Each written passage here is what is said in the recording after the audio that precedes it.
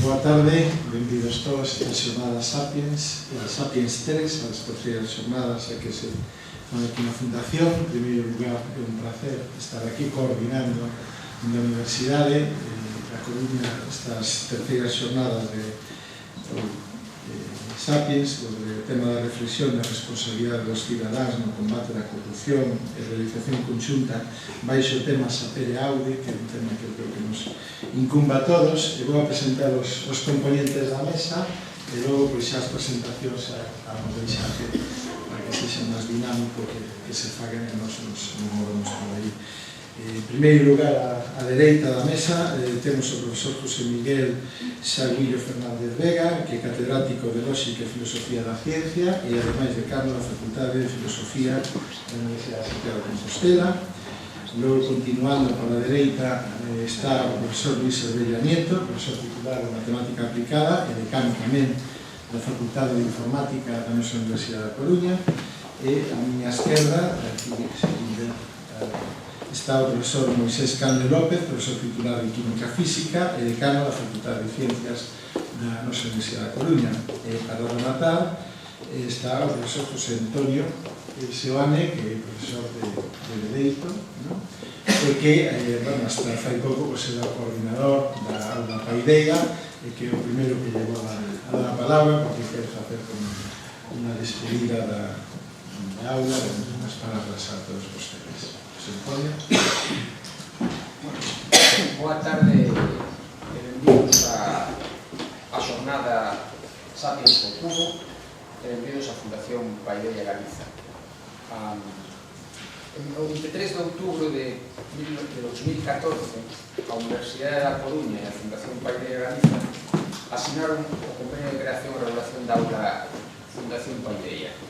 Despois de unha andaina de 2 anos, deixa agora de funcionar como tal, pero as dúas institucións siguen a colaborar como fixeron nas 2 décadas previas a esta aula. A aula foi simplemente unha ponte, unha nova ferramenta institucional para promover certas actividades que vanse seguir realizando tanto por parte da Universidade como por parte da Fundación.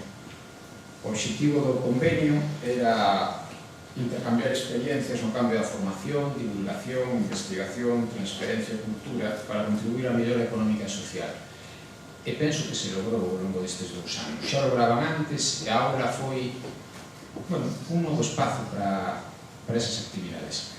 Eu non penso cansados coas actividades que se fixeron, pero sí creo que debo facer algo nesta que é a xornada de despedida, que é agradecer as persoas máis sobranceiras durante estes 2 anos de funcionamento da aula, porque creo que o agradecemento público é un acto de xustiza, é un acto debido e, polo tanto, van permitir que ocupe 2 minutos do seu tempo dando as grazas a certas persoas das 2 institucións.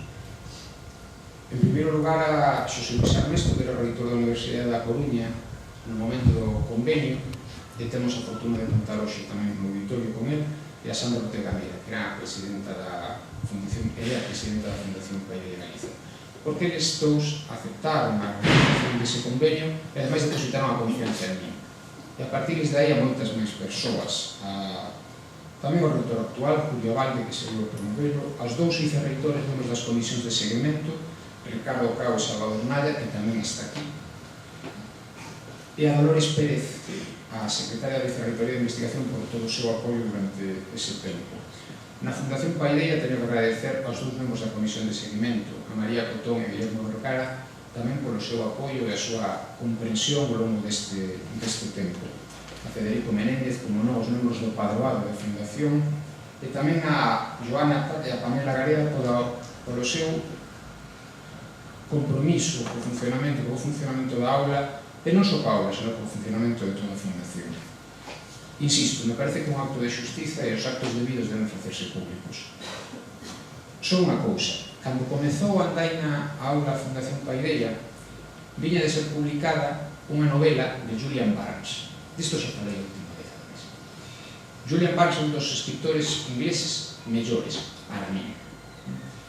É unha novela de 2013, que se traduciu en 2014, xusto cando comezaba a súa andaina a aula Fundación Paideia, que se titula Niveis de vida. É unha novela moi breve, extra, que queréis.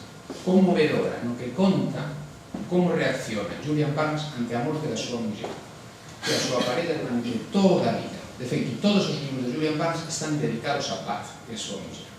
E comeza o libro dicindo: xuntas dúas cousas que non se xuntaran antes e o mundo cambia. Claro, en certo modo, xuntar a Fundación Paideia e a Universidade de Cataluña fixo que o mundo cambiase, ou menos para mí. Cambiou no seu momento, cando empezamos a colaborar, xa hai 2 décadas antes. Pero a obra institucional, a Fundación Paideia tamén foi un cambio. En certo modo, foi un cambio. Permitiu dar saída a certas entidades. Pero, bueno, sigue, Julian Barnes e di: xuntas dúas cousas que non se xuntaran antes e ás veces funciona e outras veces non. Isto foi máis ou menos o que pasou coa obra Fundación Paideia. Ás veces funcionou, outras veces funcionou menos que. Isto fai que se tome un descanso. A obra Fundación Paideia vai descansar un tempo, pero estas actividades como xornadas Sapiens ao Cubo e outras que se fixeron van a seguir aquí, van a seguir na universidade, vostedes o saben, están obviamente convidados a elas. Iso é unha cuestión máis. A primeira actividade da aula foi unha conferencia chamada Xustiza e Saúde. Bueno, este é o tema de hoxe. O tema de hoxe é o tema da xustiza e o tema da saúde. Empregar mal o conhecemento, empregar malas palabras, corromper a linguaxe e o conhecemento é unha forma de injustiza. É unha forma de dano aos individuos e ás comunidades. Por lo tanto, do que nos van falar hoxe aos relatores é justamente da xustiza democrática, da saúde democrática, de como contaminar o conhecemento ou introducir trampas no conhecemento impide ter unha vida sana, unha vida democrática.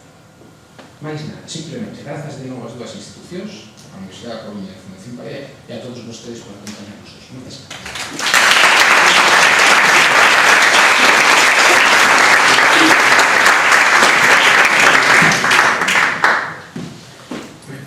Moitas gracias, José Antonio. Ahora sí vamos a seguir xa con propiamente o acto destas que vamos a levar así en charlas. Primeiro se van a facer individualmente e logo volvemos á mesa todos e facemos un pequeno debate sobre o tratado. O feito de que estemos aquí a Universidade, a Fundación Paideia, que para nosotros sempre unha interesante relación e que esperamos retomar con máis ahínco, si cabe, ten moito que ver co que é unha das misións da Universidade, que agora chaman a terceira misión, docencia, investigación.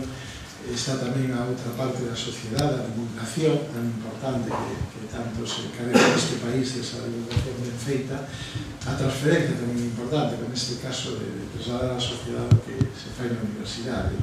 Entón, para iso, contamos aquí con 3 magníficos ponentes que nos van a ilustrar en distintos campos que, por outra parte, non deixan de ser actuales. O primeiro deles, o compañeiro, amigo, colega, Luis Cervella Nieto, como dixen antes, profesor de matemáticas, decano da facultade, vai nos falar de información igual a coñecemento, a pregunta que mantén o desafío dos datos masivos ou Big Data. Este é un tema que é mellor que o decano da facultade, onde se traballa a diario con datos masivos, nos pode ilustrar sobre o problema que se está xerando hoxe. Somos todos produtores de datos masivos, cada vez que estamos usando o móvil ou estamos usando o GPS, estamos xerando datos masivos, eso van a algún lado e alguén se está usando conceptos como Internet das cousas, como a digitalización, que é casi o presente que está aí, a enxeñería 4.0, toda unha serie de temas que está ligado a ese tema do valor do dato e a importancia de dato. Hasta que punto os datos,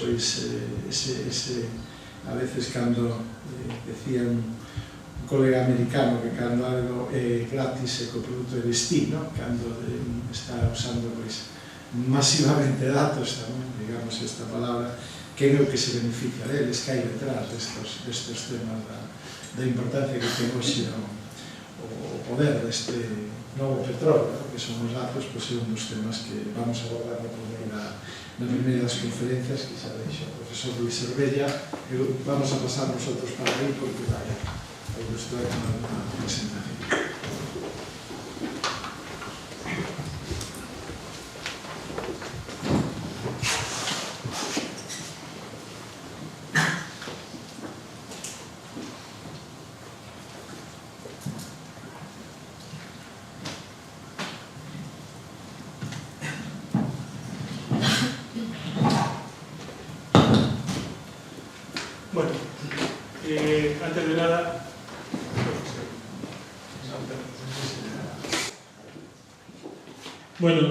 Antes de nada, quería agradecer a la Fundación Paideia, a Laura Paideia, que me han invitado.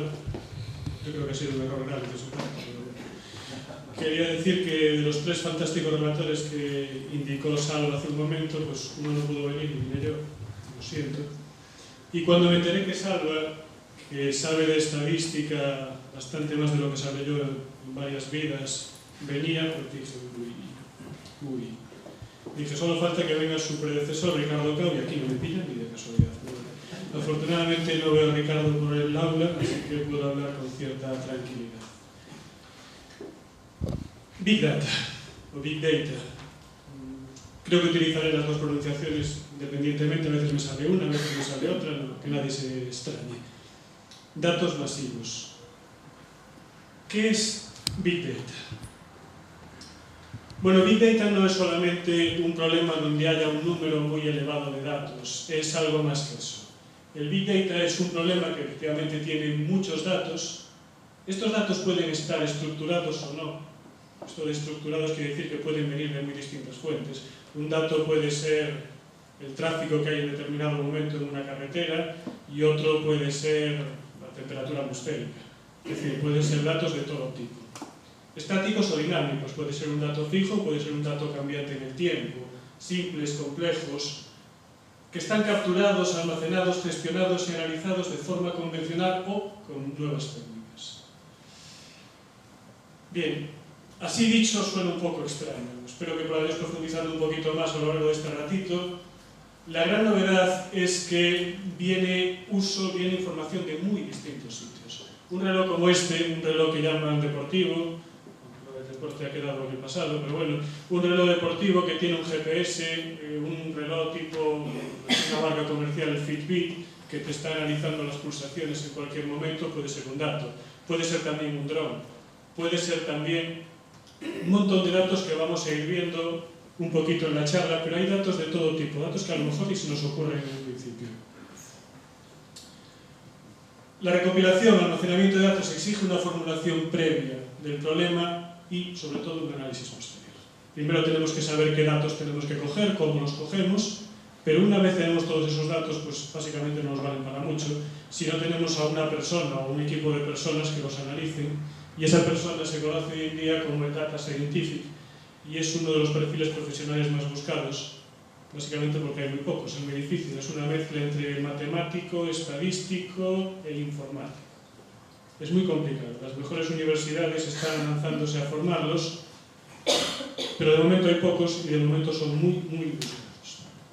Pero bueno, antes de seguir lanzándome a qué es un problema de Big Data, qué ejemplos hay, etcétera, etcétera, me gustaría situarnos mentalmente un poco en el problema del gran número de datos. Porque normalmente nosotros, como cuando nos hablaban de las hipotecas en euros y te decían que una casa costaba 400.000 euros, y dices, barata. No tanto, ¿no? Entonces pasa una cosa parecida cuando hablamos de número elevado de datos. ¿Qué es un número elevado de datos? ¿Y cómo se producen sobre todo? Vamos a un ejemplo muy clásico, que es la leyenda de la fundación del ajedrez. Dicen que había un emperador indio que estaba muy triste, el emperador está triste, ¿qué tendrá el emperador? Bueno, pues que mataron a su hijo en una batalla, ¿no? Entonces el hombre estaba con una depresión terrible, y todos los pelotas de la corte estaban intentando animarlo, le proponían cosas y tal. Y se le tuvo que ocurrir la buena idea pues, a un filósofo. El filósofo de la corte, no es por hacer la pelota, que es la tradición, la historia dice eso. El filósofo de la corte, que ya tenían funcionarios filósofos en aquella época, pues inventó un juego. Después de pensarlo, quiso recrear la realidad de una batalla en un juego, con un tablero, más o menos todos lo conocemos, y apareció un día delante del emperador con su tablero precioso de madera, con 64 casillas, 64 es un número importante ahora, y con 32 piezas talladas, donde representaban los arqueros, los caballos, las torres de asalto, donde estaba representado el mismo rey y su hijo, o era hija, bueno, no sé, en la figura de la reina. Entonces le presentó el juego, el rey empezó a jugar unas cuantas partidas, se animó, empezó a retar al ministro, claro, ganaba siempre, el ministro va a estar ganando al rey, evidentemente. el bufón, el no sé qué, empezó a jugar con todo el mundo y se alegró mucho, y entonces le dijo al sabio que le había presentado el juego: me has salvado la vida, me has curado la depresión, te doy lo que quieras. Pídeme cualquier cosa y te lo doy. No, no hace falta, muchas gracias, con servirle a usted es suficiente y tal. No, pide lo que quieras, que no, que sí. Lo pienso y mañana te lo digo. Y entonces al día siguiente llegó Sisa, que así se llamaba según la tradición el filósofo, y le dijo: quiero un grano de arroz por la primera casilla del juego, 2 por la segunda, 4 por la tercera, 8 por la cuarta, y así vamos doblando granitos de arroz hasta llegar a la última casilla, la 64. En el rey se queda así, ¿no? Pensaba que este tío era listo. Le ofrezco aquí un palacio, riquezas, de todo, y el tío me viene con un puñado de granos de arroz. Bueno, que el matemático de la corte, y había también, que el matemático de la corte cuente cuántos granitos hay que darle, y listo. Entonces el matemático se fue, y al cabo de unas horas volvió sudando al pobre hombre, y le dijo: señor, ni con todo el trigo del país durante 1000 años daríamos para pagarle a este señor. ¿Cuántos granos de trigo pedía este hombre? Bueno, matemáticamente la ecuación es sencilla. Un grano por la primera casilla, en matemáticas diremos 2 elevado a 0, 2 en la segunda, 2 elevado a 1, 4 en la tercera, 2 al cuadrado, así hasta llegar a la casilla 64, que como hemos empezado contando en 1, pues será 2 elevado a 63. Si hacemos la cuenta, incluso los alumnos de instituto te podrán decir que esto es 2 elevado a 64 menos 1. Y es ese numerito que tenemos ahí, 737, yo creo que no hay forma de decir esto, no sé si son 737 petatrillones o lo que sea. Bueno, ese número tan bestia de granos de trigo. Y si ponemos ese número, no entendemos nada. Bueno, es un número muy bonito, muy tal, pero no sabemos lo que significa. Vamos a la producción mundial en el año 2014 de granos de trigo, que por cierto parece ser que fue un buen año de la producción de trigo en el mundo. Supongo que en el 2014 la producción, con los nuevos sistemas de producción, regadíos, etc., es muy superior a la que había en épocas del rey este, pero para hacernos una idea, y vemos que en el año 2014 la producción de trigo fue solamente de 708.891 millones de granos de trigo. Es decir, harían falta todo el trigo del mundo en 1000 buenas cosechas para pagarle a ese matemático, a ese filósofo aparentemente inocente que le pide un puñadito de granos de trigo al rey. Bueno, que se extraen ciertas lecciones, el filósofo se retira a pensar antes de pedir algo loco, hay que pensar antes de jugar al ajedrez, el rey acepta el ofrecimiento sin pensarlo, ¿no? Bueno, pero lo que me interesa aquí es que lo que aprende rápidamente cualquier persona que está trabajando en Big Data es cuidado con las multiplicaciones. Las multiplicaciones las carga el diablo.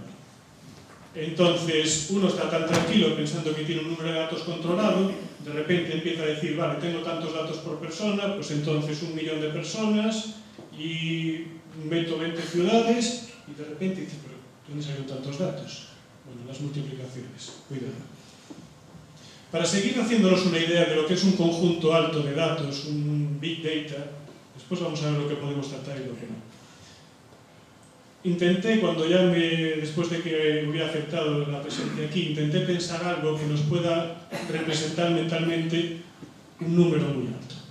Porque yo supongo que si todos pensamos en la producción de trigo mundial, pues no nos hacemos una idea exacta. Venga, algo que nos sitúe a todos. Sé que es un rollo que interroga a la audiencia, todo el mundo pretende estar medio dormido aquí aguantando y tal, pero es divertido. Algo que nos sitúe un número alto de cosas. Venga. Es el ejemplo que yo había pensado, porque al principio pensé en las estrellas del cielo, pero las estrellas del cielo visibles en óptimas condiciones son 2000, eso es una miseria de numerito. Entonces yo pensé, este verano, ¿en qué iba a pensar? Yo no, pues la playa. Vale, sin que nadie se entere, esta es la playa más bonita de Galicia, la playa de San Román, en la costa de Lugo, donde yo soy. Y jugando un ratito allí con la arena me dije, ¿cuántos granos habrá en esta playa? Es una playa bastante grande, tiene casi 1 kilómetro de largo, ancha, bueno, por zonas. ¿Cuántos granos de arena hay en esta playa? Bueno, aproximadamente se puede creer uno que hay 8 por 10 elevado a 9 granos de arena en cada metro cúbico. Bueno, representación matemática. Esto de 10 elevado a 9 es una forma de simplificar ceros, ¿vale? 10 al cuadrado, o sea, un 1 con 2 ceros, 100. Si ponemos 1000, un 1 con 3 ceros, escribimos 10 al cubo. Si ponemos 10.000, un 1 con 4 ceros, 10 a la cuarta, etc. ¿Vale?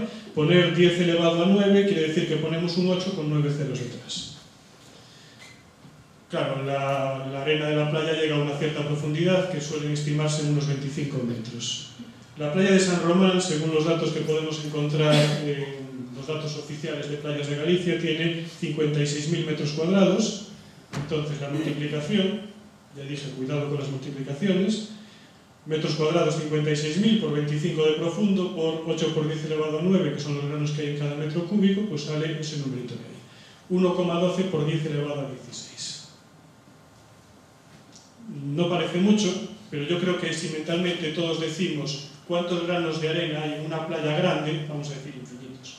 O sea, no hay forma de contarlos. Por cierto, para pagarle a Sisa, que eran 1,84 por 10 elevado a 19 granos de trigo, harían falta 1.600 playas como San Román. Las arenitas de 1.600 playas grandes para pagarle al señor este, que aparentemente solo pedía un puñado de granos de trigo, como para fiarse, como filósofo. Bueno, voy a poner un problema real para entender también esto de qué pasa con los grandes datos, de dónde salen grandes datos, porque a veces están mucho más cerca de lo que nosotros nos creemos. Hace un par de años vino un representante de una empresa en la Facultad de Informática que quería plantear un problema a los alumnos que había surgido. Entonces empezó a contar, contamos a los alumnos, esta persona empezó a contar, y se trataba de contadores digitales de la luz. Bueno, no sé si en todas las casas o en casi todas las casas se han puesto contadores digitales de este estilo.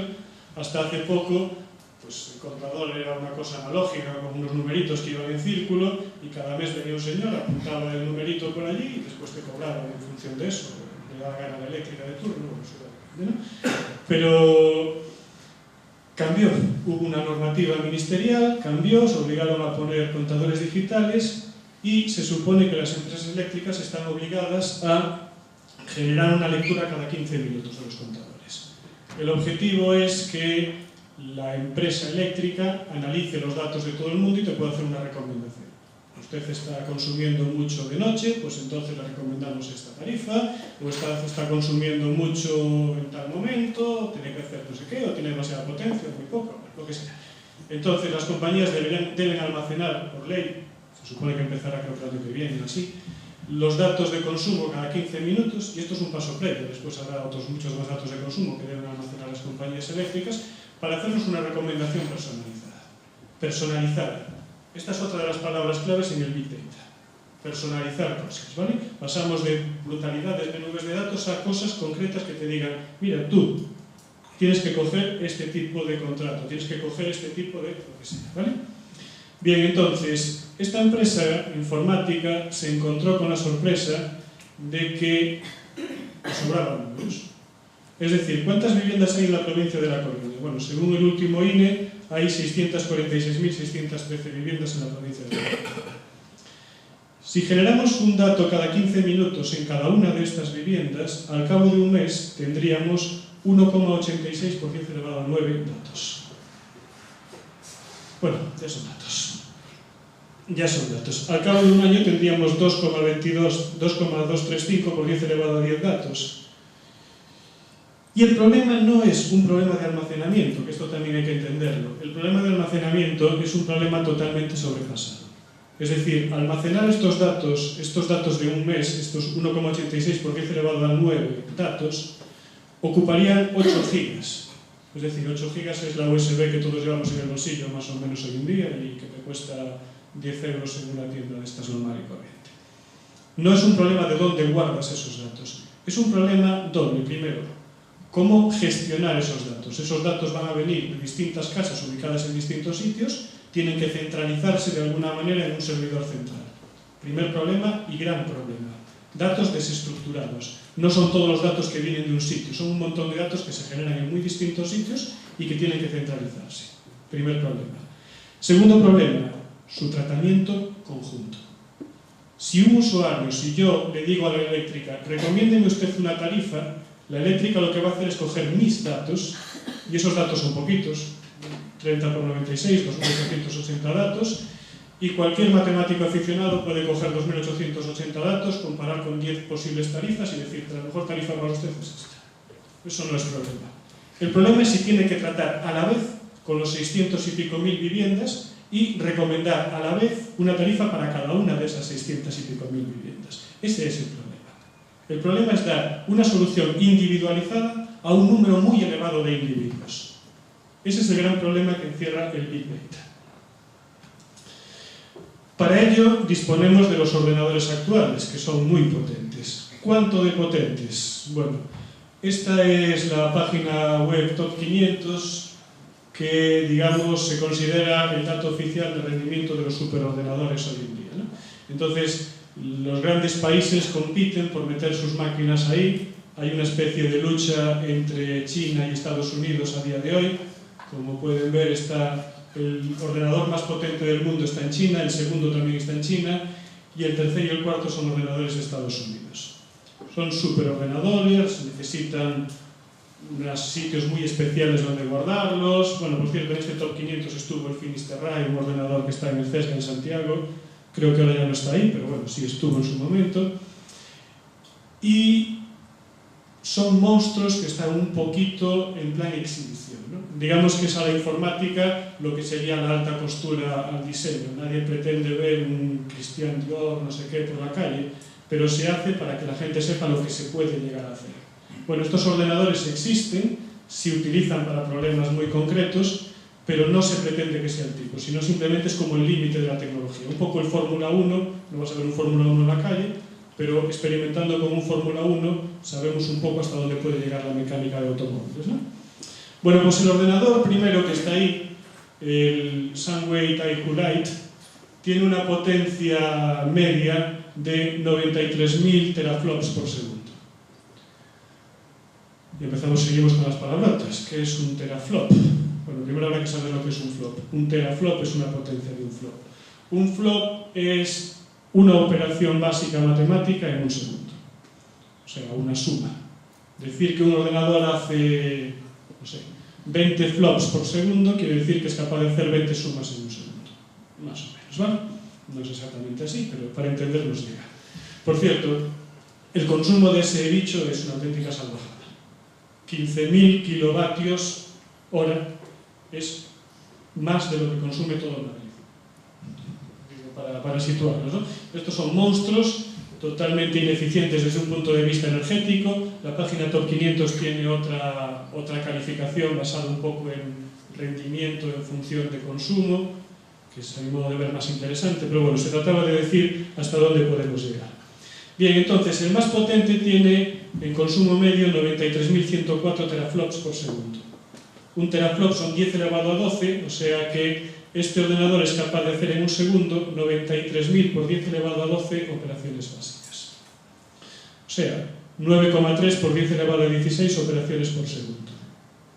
Bueno, ahí está marcado en rosita, en este color que en algún momento eligió la Universidad de La Coruña como color base. Sé que lo escupa de Ernesto. A mí tampoco me gusta, pero bueno, es nuestro color. Este ordenador es capaz de hacer en un segundo tantas operaciones como granos de arena hay en 8 playas como San Román. En un segundo. Y no estamos hablando del registro máximo, estamos hablando del registro medio, ¿vale? Registro máximo en condiciones óptimas llega un poquito más arriba, llega hasta 125.000, pero bueno, para darse eso, estos son condiciones, digamos, de laboratorio. En media, pues puede hacer 93.000, o sea, en un segundo tantas operaciones como granos de arena hay en 8 playas grandes. En un segundo. Claro, los chinos.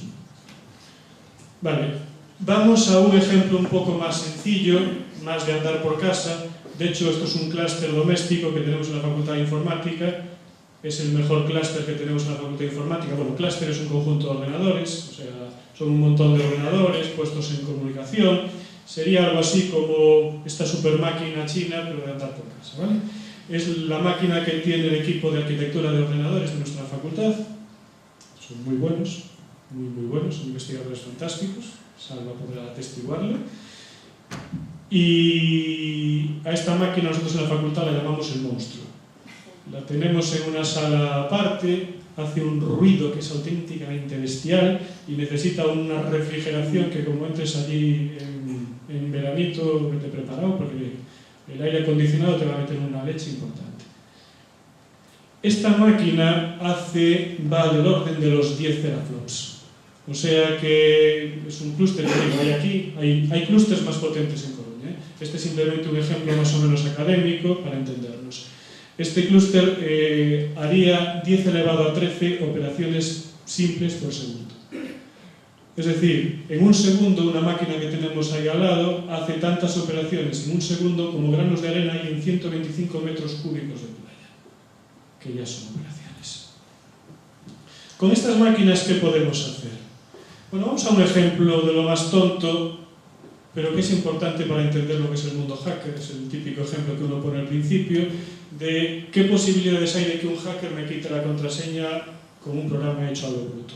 Bueno, pues si tenemos una contraseña normal, vamos a decir una contraseña de 8 letras, 8 símbolos, 8 numeritos, lo que queramos, y tenemos en cuenta que hay como 80 caracteres que podemos utilizar en una contraseña, 32 minúsculas, 32 mayúsculas, los 10 dígitos y algún carácter especial, más o menos son 80, pues las posibilidades de combinar estos 80 elementos de 8 en 8 con repetición, perdóname, es 80 elevado a 8, que es 1,67 por 10 elevado a 15 posibilidades. En nuestro clúster casero, el que tenemos aquí, en la arquitectura de ordenadores, ¿cuánto tiempo tardarían en recorrer todas estas posibilidades? 167 segundos. Es decir, en 3 minutos te han pillado la contraseña, sea cual sea la que pongas. Claro. Bueno, no es exactamente así. Serían 167 segundos, 3 minutos que tardarían en recorrer todas estas posibilidades. Ahora, tiene que transferírselas a una máquina, probar y tal. Insisto, es una forma de entendernos, ¿no? Pero bueno, para ver. ¿Por qué nos insisten? Bueno, tengo esta frase aquí que le vamos a dar bastantes vueltas después. El Big Data tiene muchas posibilidades, pero, y de esto se trata en esta charla, también involucra muchísima responsabilidad, buen uso, etcétera, como pasa con todas las nuevas tecnologías. Si pasásemos a 12 caracteres, contraseñas más largas, como nos recomiendan todos los pesados jefes de servidor, y cambia tu contraseña y tal, las posibilidades suben a algo así como 10 elevado a 22. En el clúster anterior tardaríamos 217 años en recorrer todas las posibles contraseñas de 12 caracteres. 4 numeritos más, 4 letras más, y hemos pasado de 3 minutos a 200 años. 200 años aunque me la pillen.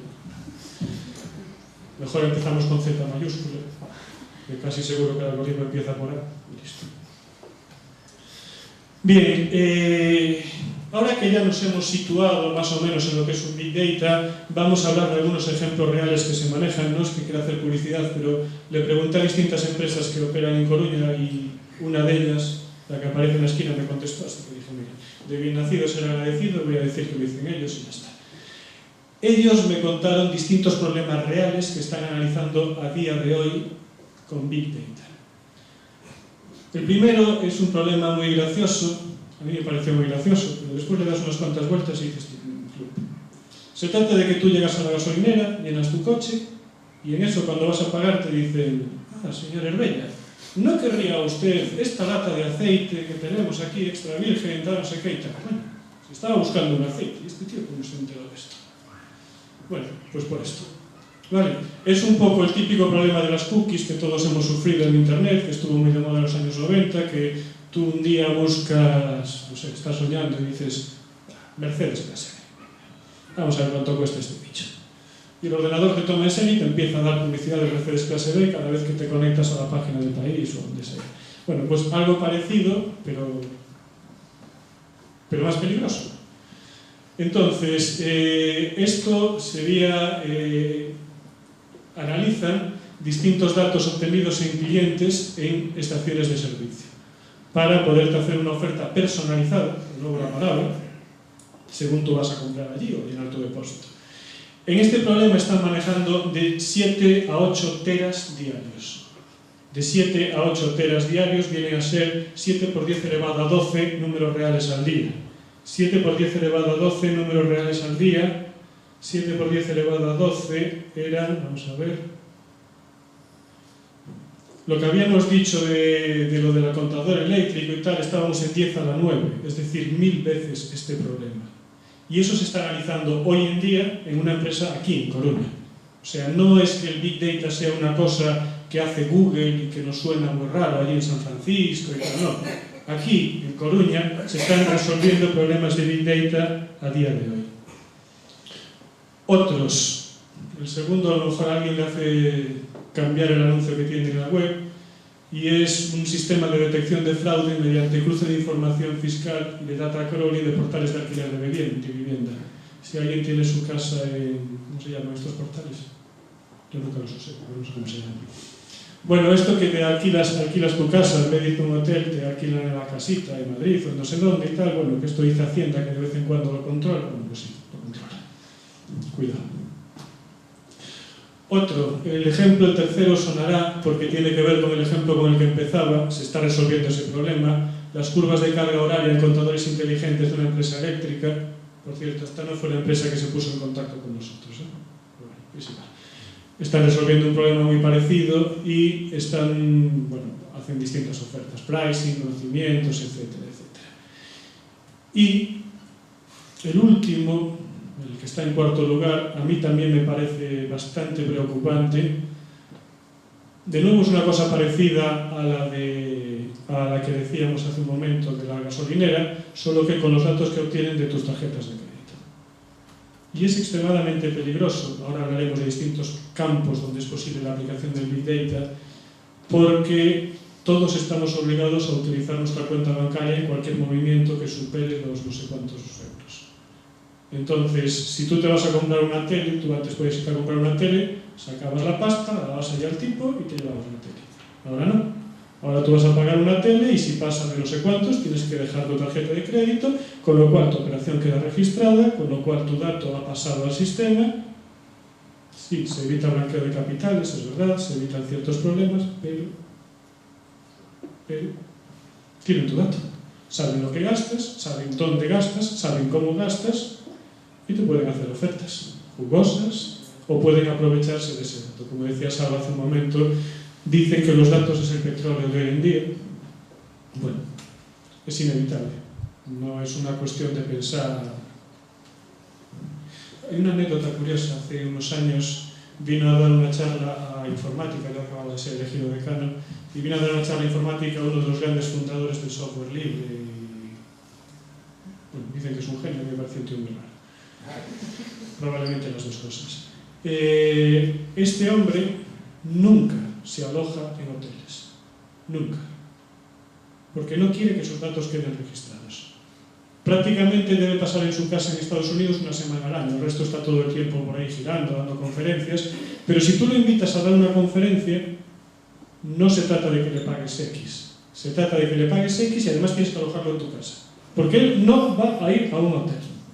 Él no tiene teléfono móvil. Él no tiene, si estaba presente, llamó 3 veces a Estados Unidos desde el teléfono del pobre pringao que lo había invitado. Déjame el teléfono que voy a llamar aquí a tal. Y se pone a hablar con Estados Unidos tranquilamente. Bueno, la obsesión porque no nos detecten los datos es inútil. Hoy en día todos estamos en Internet, no nos compliquemos la vida, donde podemos vivir en plan cavernas, como decía este señor, pero no es real. Vale, vamos a contar rápidamente algunos ejemplos, algunos campos de aplicación. El primero sería el Big Data sanitario. Todo esto suena muy bonito, pero vamos a ir viéndoles un poquito los problemas, ¿vale? El Big Data sanitario sería, pues bueno, monitorizamos un paciente con algún tipo de sensor.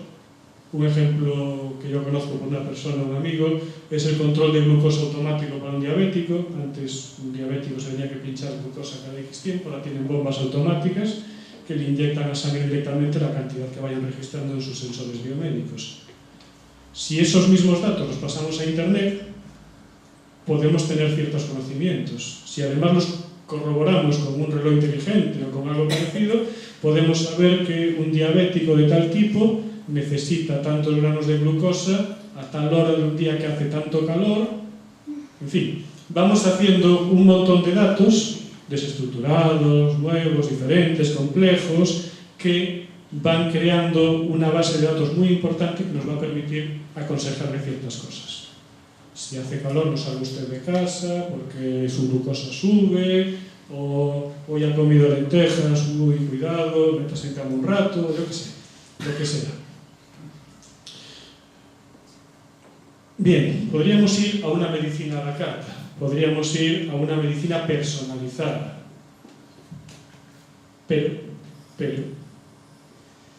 hay un problema muy grave en esto del Big Data, sobre todo si estamos hablando de temas sanitarios, y es que la información esté anonimizada. Bueno, palabrón, lo siento, palabra feísima, pero se trata básicamente de que no se puede ir hacia atrás en la información. Es decir, yo dejo mis datos ahí, el sistema coge mis datos, los analiza, pero no puede, una vez que los tiene ahí, saber de quién es ese dato. Algo parecido a la papeleta de voto, ¿no? O sea, yo voto, suman los votos, pero luego que no sepan a quién he votado ya. Pues parecido. Porque si eso se supiera, podría tener consecuencias muy graves. Compañías de seguro, encontrar un trabajo, etcétera, etcétera. Por lo tanto, es un problema enorme. Y después, ¿cómo se utilizan estos datos? ¿Se utilizan únicamente para investigación pública o dejamos entrar a empresas?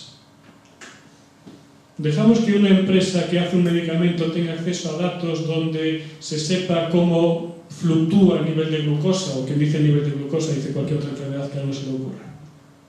Bueno, no sé si me estoy pasando mucho, más o menos muy bien. Bueno, desarrollo y perfeccionamiento de medicamentos tiene bastante que ver con lo que decía antes. Un medicamento, y aquí Moisés sabe mucho más que yo seguramente, antes de aceptar un medicamento, antes de ponerlo en la calle, se hacen una serie de ensayos aleatorizados. Se coge una población de control, otra población que se da el medicamento, uno se le da algo que creen que es un medicamento pero no lo es, se comprueba cómo avanza, etcétera, etcétera. Bien. Pero una vez que ya hemos aceptado el medicamento y ya está en la calle, lo dejamos y funciona igual para todo el mundo. Todo el mundo lo toma bien. ¿Todo el mundo toma la pastilla para la tensión bien? ¿O resulta que la tenías que tomar a las 5 y la has tomado a las 6? ¿Cómo afecta eso? Bueno, pues todos esos datos se podrían analizar para sacar conclusiones reales de un medicamento en la calle. Pero claro, esto puede dar lugar a abusos de las compañías farmacéuticas. Esto puede dar lugar a ajustes artificiales de precio. Vale, sí, yo te vendo el medicamento para la diabetes, pero te voy a cobrar tanto, porque sé que a ti no te funcionan los otros 5 medicamentos que están ahí. Y sé que a ti no te funciona porque pesas más de 85 kilos o porque eres calvo. Bueno, ciudades inteligentes, no me voy a enrollar aquí porque ya he hablado bastante. Big Data en el deporte, muy espectacular. Pero me gustaría hablar del Big Data en educación. Big Data en educación, un poco lo que estábamos hablando hasta ahora. Hoy en día el proceso educativo se basa en resultados de aprendizaje. Yo miro si un niño, una niña, yo le pongo 10 multiplicaciones, ¿cuántas hace bien? No voy al proceso en sí, no voy a ¿por qué ha hecho 4 mal? ¿Por qué ha hecho 4 mal? Pues a lo mejor porque no ha entendido tal cosa. ¿Y por qué no ha entendido tal cosa? Pues porque en el primer paso, a lo mejor cuando yo explicaba la suma, él ya no entendió qué era la suma. Esto se podría arreglar con un Big Data bien empleado. Aquí tenemos un aula con niños conectados a tablets, pues bueno, haciendo controles más o menos constantes en clase, donde ellos respondiesen mediante una aplicación online, podríamos ir conociendo sus errores y podríamos ir personalizando sus problemas. Podríamos también utilizar cursos MOOC, estos cursos que están grabados, donde uno los ve, y podemos ver si una persona en concreto repite muchas veces un párrafo o no tantas. Si repites muchas veces un párrafo es que te está costando entender eso. Entonces, puedes ir acumulando ciertas nociones para, digamos, potenciar la debilidad de un alumno e ir consiguiendo mejores resultados, pero no simplemente evaluando el resultado. Es, claro, a la gente que nos gusta la docencia, a mí, por ejemplo, es un tema que nos parece apasionante. Sería resolver este típico dibujo, que imagino que más o menos todos lo conocen, un señor muy a la antigua, ahí con su camisa y su corbatita y tal, le dice pues a un mono, a un pingüino, a un elefante, a un pez, a una foca y a un perro, venga, vamos a hacer un examen justo, todos la misma prueba, a ver quién sube a ese árbol. Vale. A ver, ¿a quién se le ocurren los problemas que puede tener implementar esto? Los centros privados tendrían ciertas ventajas, ¿no? Por ejemplo. O también podría ser que el sistema rápidamente dictamine que cierto niño o cierta niña no vale y automáticamente lo dirija a un sitio. No, mira, tú no vales, tú te vas a la clase de los malos. Claro. Todo está muy bien con cierto cuidado. Y ya me gustaría acabar con el último ejemplo, porque en general cuando tú buscas explicaciones de Big Data encuentras cosas muy bonitas, todo muy chulo, pero ¿qué pasa con la inteligencia militar? En el siglo XX, ¿cuándo se desarrolló con más potencia la ingeniería? Sí, del 14 al 19 y del 39 al 45. Fueron los grandes desarrollos de la ingeniería en las dos guerras mundiales. Entonces, en el momento en que el ejército X sepa que para aplastar al ejército Y le viene maravilla tener un montón de datos bien analizados, va a funcionar de maravilla eso. Si tú buscas información de Big Data militar, encuentras pocas cosas. Mira, un artículo que encontré en El Economista que hablaba de 10 tendencias tecnológicas para el año 2016. El punto 8 era Big Data para adelantarse a ataques terroristas. ¡Ay, qué mono! Voy a adelantarme al ataque terrorista, voy a hacer que la bomba del Estado Islámico no estalle aquí en la Catedral de Santiago. Ya, pero ¿qué significa esto de adelantarse a ataques terroristas? ¿Tendrá algo que ver con matar a alguien que tú crees que puede ser terrorista a través de un análisis de datos? ¿Tendrá algo que ver con guerra inteligente? Si vamos al link, este que está aquí, encontramos algo así, publicidad de una página militar fantástica que parece de referencia entre los militares y demás, y vemos aquí a un chico, un soldado, con su ordenador y pasando datos. Esto a mí por lo menos me asusta un poco. ¿Qué podrían hacer los ejércitos con un conocimiento correcto del Big Data? ¿Qué podrían hacer con todos los controles que hay con drones? Vi un anuncio de un curso militar donde hablaba de inteligencia geoespacial asociada al Big Data. ¿Qué es inteligencia geoespacial? Pues sectorizar muy bien distintos terrenos y saber dónde está el malo, entre comillas. Saber lo que hay en cada sitio para poder eliminarlo. Bueno, con todas las herramientas que hay hoy en día, si estallase una guerra de verdad, una guerra, bueno, de verdad son todas, por desgracia, pero si estallase una guerra a gran escala, veríamos avanzar muchísimo, muchísimo la potencia del Big Data y creo que no para bien. Bueno, eso es más o menos todo. Gracias.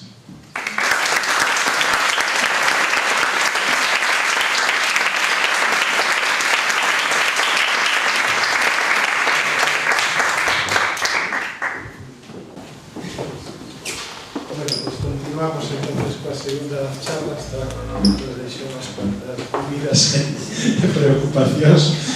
A seguinte charla que vai a cargo do profesor Moisés-Cale leva por título que é que non é ciencia, acertos e erros do coñecemento científico. Bueno, como decía antes, o profesor Moisés-Cale é profesor de Química Física da nosa universidade, é máis o decano da Facultade de Ciencias, é un dos bons e grandes investigadores cos que contamos na universidade, pero a parte desa faceta de xestión e investigación ten tamén outra que hoxe van a coñecer de divulgador científico, un tema que lle preocupa moito a parte da divulgación científica, e tamén neste campo do que ciencia non é ciencia, non? De feito, sei que é unha persoa moi preocupada por as pseudociencias e intentar discernir un pouco a veces a palla do trigo, que a veces non é tan sinxelo. Doy a palabra e quedamos. Gracias, Salvador, y gracias a Fundación Paideia Galiza por invitarme a dar esta charla aquí con este título que tedes aquí sobre que non é a ciencia. O que vou tentar facer é reflexionar un pouco sobre o tema principal deste acto de hoxe, que son as trampas do coñecemento, non? E a idea central da charla reside en que, ainda que moita xente non é consciente, vivimos inmersos nos últimos probablemente especialmente 2-3 anos, pero xa desde aí aproximadamente unha docena de anos, nunha avalancha de coñecementos, supostos coñecementos que realmente non son tal, sino que auténtica o que chamamos pseudociencia. E, bueno, como distinguir o que é científico do que non é científico. Entonces, a forma de ordenar esta breve charla consiste en, primeiro, claro, se queremos intentar distinguir o que é ciencia do que non é ciencia ou pseudociencia, primeiro temos que definir que é isto da ciencia, ¿no? Entonces, bueno, a ver se consigo que pase con isto, sí, mellor así. Bueno, hai que ter en conta o enorme valor engadido que ten todo aquilo que se considera científico hoxe en día, non? Vemos constantemente anuncios nos medios de comunicación e por todas partes no que aparece pois xente con apariencia, que normalmente son actores, pero con batas blancas, apariencia de científicos, etcétera, etcétera, e despois vemos tamén con moita frecuencia os selos de que isto está científicamente probado. Tomes este yogur que le va a hacer eliminar el estreñimiento, o le va a quitar las arrugas, o va a hacer que le crezca el pelo, y esto está científicamente probado, ¿no? Incluso te ponen selos de científicamente probado. Bueno, en la mayoría de los casos, esto non está para nada científicamente probado e é simple e llanamente pseudociencia. Non hai probas, digamos, verificables, como despois veremos, ou suficientemente verificables, na maior parte dos casos, de que isto sexa certo. Bueno, que poderíamos ou que podemos entender por ciencia? Me dá un pouco de medo meterme neste tema, tendo un decano de Facultade de Filosofía no auditorio, porque sabe moito máis desto que a mí, pero bueno, vamos a tentar facer unha definición de andar por casa de que sería ciencia, non? Entón, se nos remontamos moito tempo atrás, cando os humanos se convertiron en sedentarios, pois poderíamos falar dun saber ordinario, non? Que, bueno, pois un pastor de ovellas que ve que este tipo de nube pois normalmente deriva nunha tormenta eléctrica e que chova, con cosas por estilo, non? Eso sería un saber ordinario que consiste en constatar feitos e predecir cousas, non? Este tipo de nubes pois suelen traer asociadas pois unha tormenta ou cuestións deste tipo, non? Ben, e temos tamén moito máis adiante no tempo, poderíamos irnos probablemente a Mesopotamia, que por aí andaría a cousa, podría ser onde poderíamos comenzar a establecer o que sería un saber máis científico, e por suposto na Grecia clásica, non? Que consistiría en ver por que ocurren as cousas, cales son as causas das cousas, establecer generalizacións e regularidades, e isto nos levaría a establecer leis e a partir das leis predicións, non? Bueno, aínda así, todo o mundo sabe, e voume adiantar un pouco a presentación, pero todo o mundo oiu hablar e coñece a lei da gravitación universal e Newton, etcétera, etcétera, pero probablemente hai moita xente que non pensou que cando estudou isto non se decatou dun detalle fundamental, que Newton consigue describir por que a Lúa xira alrededor da Terra, por que a Terra xira alrededor do Sol, porque todos os planetas bailan xirando alrededor do Sol, pero hai unha pregunta que é de neno de 4 anos, que un neno de 4 anos a faría e os que estamos aquí probablemente non, porque perdimos a capacidade de facela en algún momento do proceso, que é e como se entera Marte de que o Sol está aí? Como se entera Marte? Non? Entón, chega unha persoa, primeiros do século XX, que Einstein, que ten esa capacidade de seguir pensando como un cativo pequeno, non? Entón, desarrolla unha nova teoría, que é o que se chama un cambio de paradigma, ¿no? Un novo modo de pensar. E é o que consigue describir como se entera Marte de que o Sol está ali, porque evidentemente Marte non ten ollos, non ve o Sol, nin do revés. Bueno, non vou entrar en isto, pero sí que me parece interesante citarlo, porque isto é realmente a base do saber científico, ¿no? Que aínda que ti teñas unha teoría que te describe perfectamente e podes ser capaz de predecir en que momento a Lúa vai estar en lúa chea ou en cuarto creciente, pero queda algo por aclarar, que, e como sabe a Lúa que a Terra está aquí, ¿no? Sempre queda algo por aclarar, e este é o proceso científico, sempre queda algo por aclarar. Vale, entón, dito isto, podemos ir aquí. Bueno, aquí vou poñendo algunhas imaxes que non cito, pero que as deixo aí e convén botarlle unha ollada porque algunhas son espectaculares, non? Vou tentar facer unha definición simple de do que sería ciencia, non? Si temos unha comunidade, que pode ser os que estamos aquí, unha comunidade de persoas, que vou a chamar C de comunidade, e temos unha teoría, que vou a chamar T, eu diría que a comunidade C sabe científicamente unha teoría T, e aquí ven un símbolo matemático, que se traduce como si e solo si, e agora aclararemos que quere decir isto, si a comunidade cree na teoría. Vale, pero aquí en este punto alguén me pode decir, bueno, pero isto é a religión, efectivamente. Hasta aquí temos a definición dunha religión. E hasta aquí a ciencia se parece 100% á religión. Porque a comunidade cree na teoría. Pero falta algo. E é que a creencia de C en T está justificada racionalmente. E isto é o que fai a gran diferencia, non? Que a creencia da comunidade na teoría se pode justificar racionalmente. E entón, isto é o que desmonta o que sería, despois veremos a pseudociencia, e tamén pasa por encima do que son as creencias religiosas. Non pretendo con isto criticar nin entrar en debates deste tipo, pero a flecha esta doble de aquí implica que a esta condición se ten que dar de esquerda a dereita, pero tamén de dereita a esquerda. É dicir, se teñen que cumprir ao mesmo tempo todas as condicións. ¿Sí? Ben, algunhas características da ciencia. Bueno, vou pasar un pouco rápido porque casi todos conhecemos a maior parte delas, e me vou a deter en algunha que me parece especialmente relevante. Bueno, unha linguaxe rigurosa, isto, bueno, pues todos, cando leemos un informe médico, pues entendemos que quere decir isto dunha linguaxe rigurosa, non? Sistemática, a sistematicidade, é dicir, cando facemos un estudio científico, planificamos con anterioridade que é o que vamos a facer, como vamos a controlar o efecto que ten este medicamento neste paciente, vamos a ter en conta o peso do paciente, a masa do paciente, vamos a ter en conta a idade do paciente, vamos a ter en conta dun modo sistemático todos os factores que poderían afectar, non? A ciencia tamén establece leis e teorías, e isto nos permite, pois saber con que velocidade, se solto este obxeto, con que velocidade vou a chegar ao chan, con que aceleración vou a chegar ao chan, canto tempo vou a tardar en chegar ao chan. Todo iso serían leis que podemos conformar despois a continuación en teorías. A ciencia ademais é coherente e non entra en contradiccións. E se entra en contradiccións é porque a construcción científica que se fixo non é boa. E entón hai que revisala desde o inicio e volver a construíla.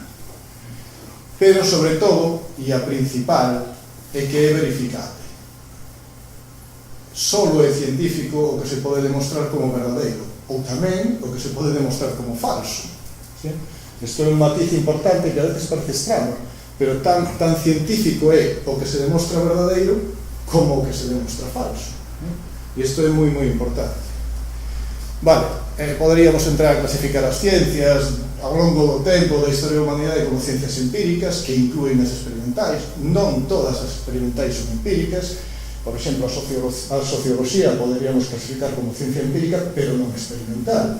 Non podemos facer un experimento con inmigrantes senegaleses, traeros aquí en condicións controladas para ver que pasa con eles. Podemos, pero non parece ético, non? Por eso a socioloxía a poderíamos meter, por exemplo, entre as ciencias empíricas, pero non entre as experimentales. En cambio, a química ou a física sí que as poderíamos meter. E despois teníamos as ciencias formais, como por exemplo as matemáticas, que non requiren de experiencia, na que podemos facer construccións totalmente abstractas. Bueno, tamén poderíamos dividir en teóricas e aplicadas ou en naturais e humanas, pero hai moitos tipos e moitas formas de clasificadas. Esta cita daqui de Leonardo curiosa e para reflexionar un pouco, ¿no? Sobre todo para os matemáticos seguramente estarán un pouco sorprendidos con esta cita. Vale, que podería caracterizar unha explicación científica? De novo vou tentar pasar un pouco, non determe moito, pero sí que vou poñendo aí unhas cuantas frases. Describe procesos que ocurren na natureza, ou a veces simula procesos que ocurren na natureza. Se basea en observacións en datos, examina cantas máis evidencias mellor, e isto liga co tema anterior dos Big Data. Por exemplo, en química, hoxe en día en química farmacéutica, hai todo un campo que se chama química combinatoria, que consiste, bueno, a idea central é, se sabemos que hai unha molécula que se pode aplicar nun cancro de pel, por exemplo, é moi probable que haxa outras moléculas semellantes que tamén se poidan aplicar no cancro de pel. E probablemente algunhas delas sean máis efectivas. Que ocorre? Que como científicos, como químicos, non temos tempo de extraerlas todas da natureza ou de producirlas todas. Entón, mediante un proceso bastante análogo de Big Data, pois, de química combinatoria, tentamos predecir que moléculas serían as máis activas para un tumor de pel, por exemplo, non? Bueno, a ciencia se adapta ás evidencias disponibles, é reproducible e contrastable, e aquí hai unha cuestión importante. É reproducible e contrastable por métodos alternativos e tamén por investigadores independientes. E isto é unha dos principais matices que a vai a diferenciar da pseudociencia.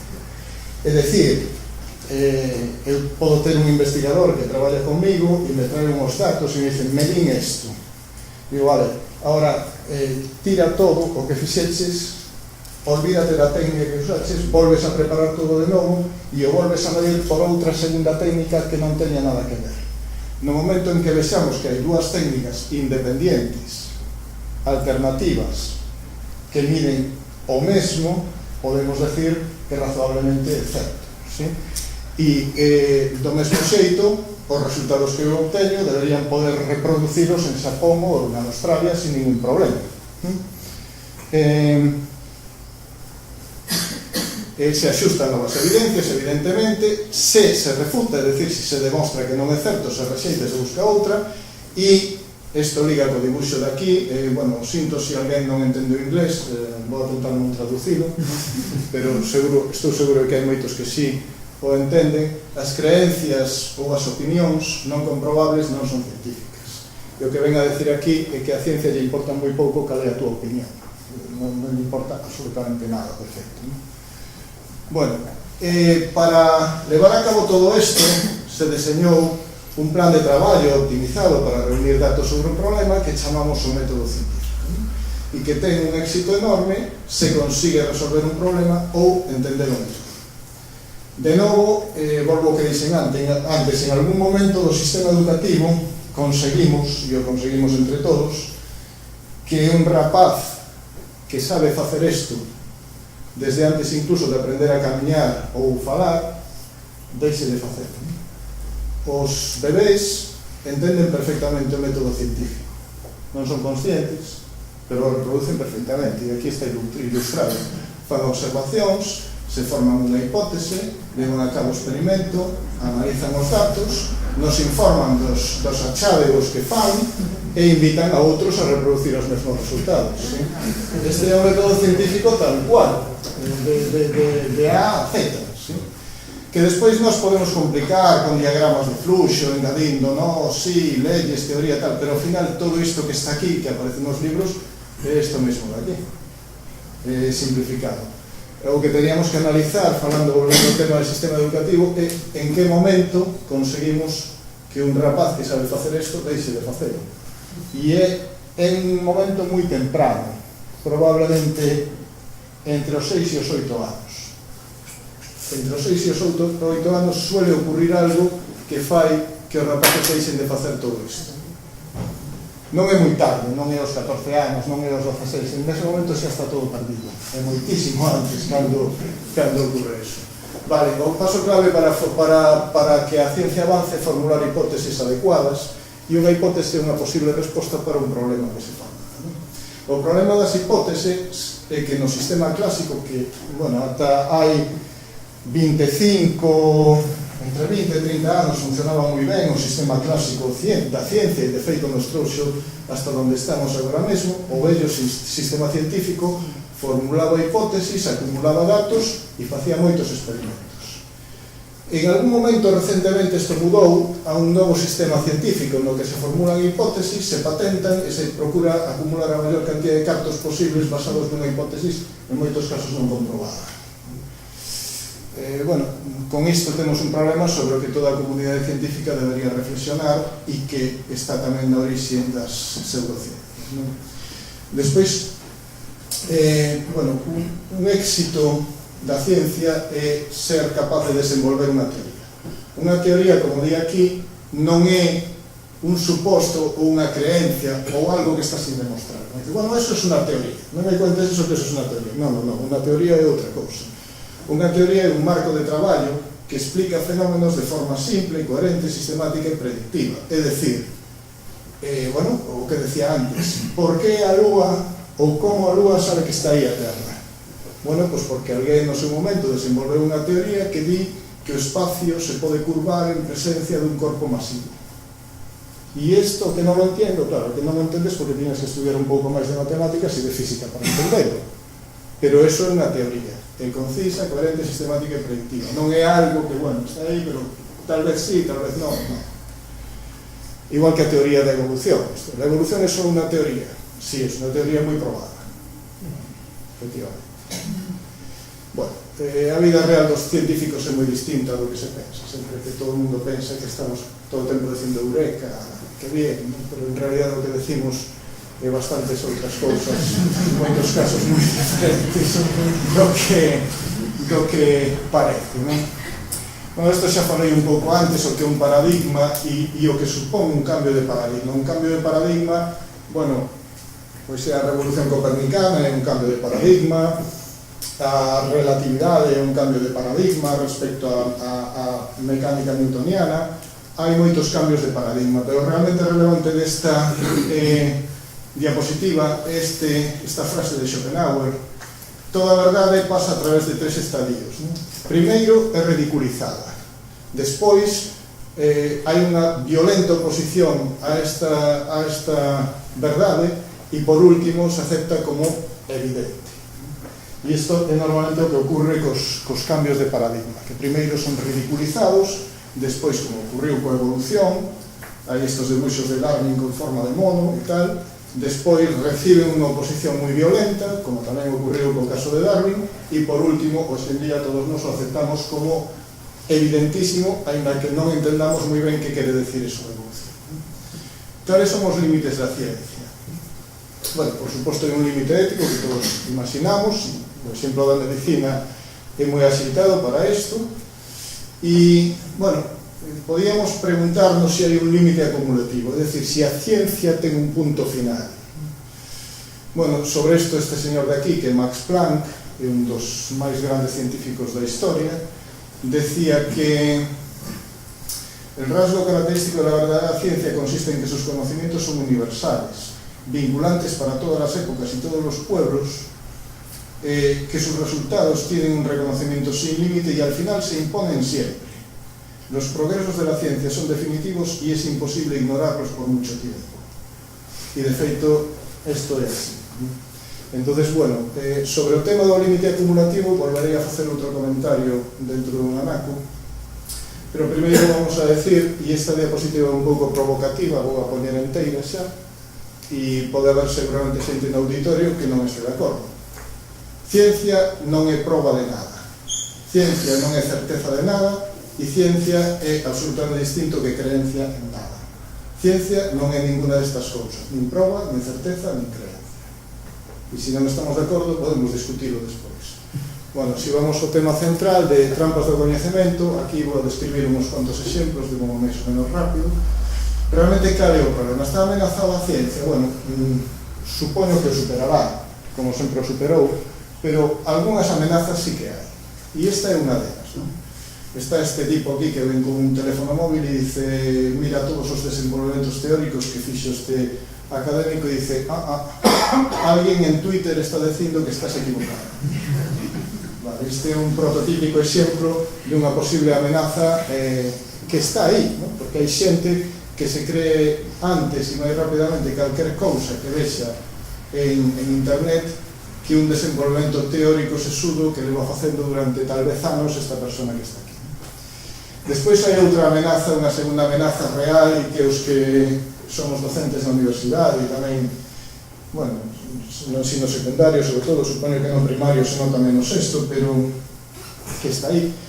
Non quería deixar de poñer a imaxen deste señor que está aquí, que é Richard Feynman, foi Premio Nobel de Física, creo lembrar que no ano 65, e é probablemente o creador da divulgación científica, poderíamos decir eso. En un momento dado, el se dou conta de que isto había que levarlo a outro ámbito e decidiu irse á praza do campus e decirle a todos os que pasaban por ali que lle preguntaran o que quixera, que el tentaría respostar, e foi o que fixe. E así foi como empezou a divulgación científica seria, digamos así, con este traballo. E ele decía, eu sempre fui solo son unha persona normal que estudiei moito. E isto é un problema, porque verdadeiramente non sei se queda moita xente que estudie moito ou que estudie o suficiente, pero bueno, outra cousa relativamente provocativa para os que estades sentados. E despois está o tema da pseudociencia, como, bueno, hai xente que dice, bueno, non son para tanto, hombre, tú que estás un maniático, estás moi preocupado e tal. Bueno, este é un artigo xa de outubro de 2012, é dicir, xa hai 4 anos, no New York Times.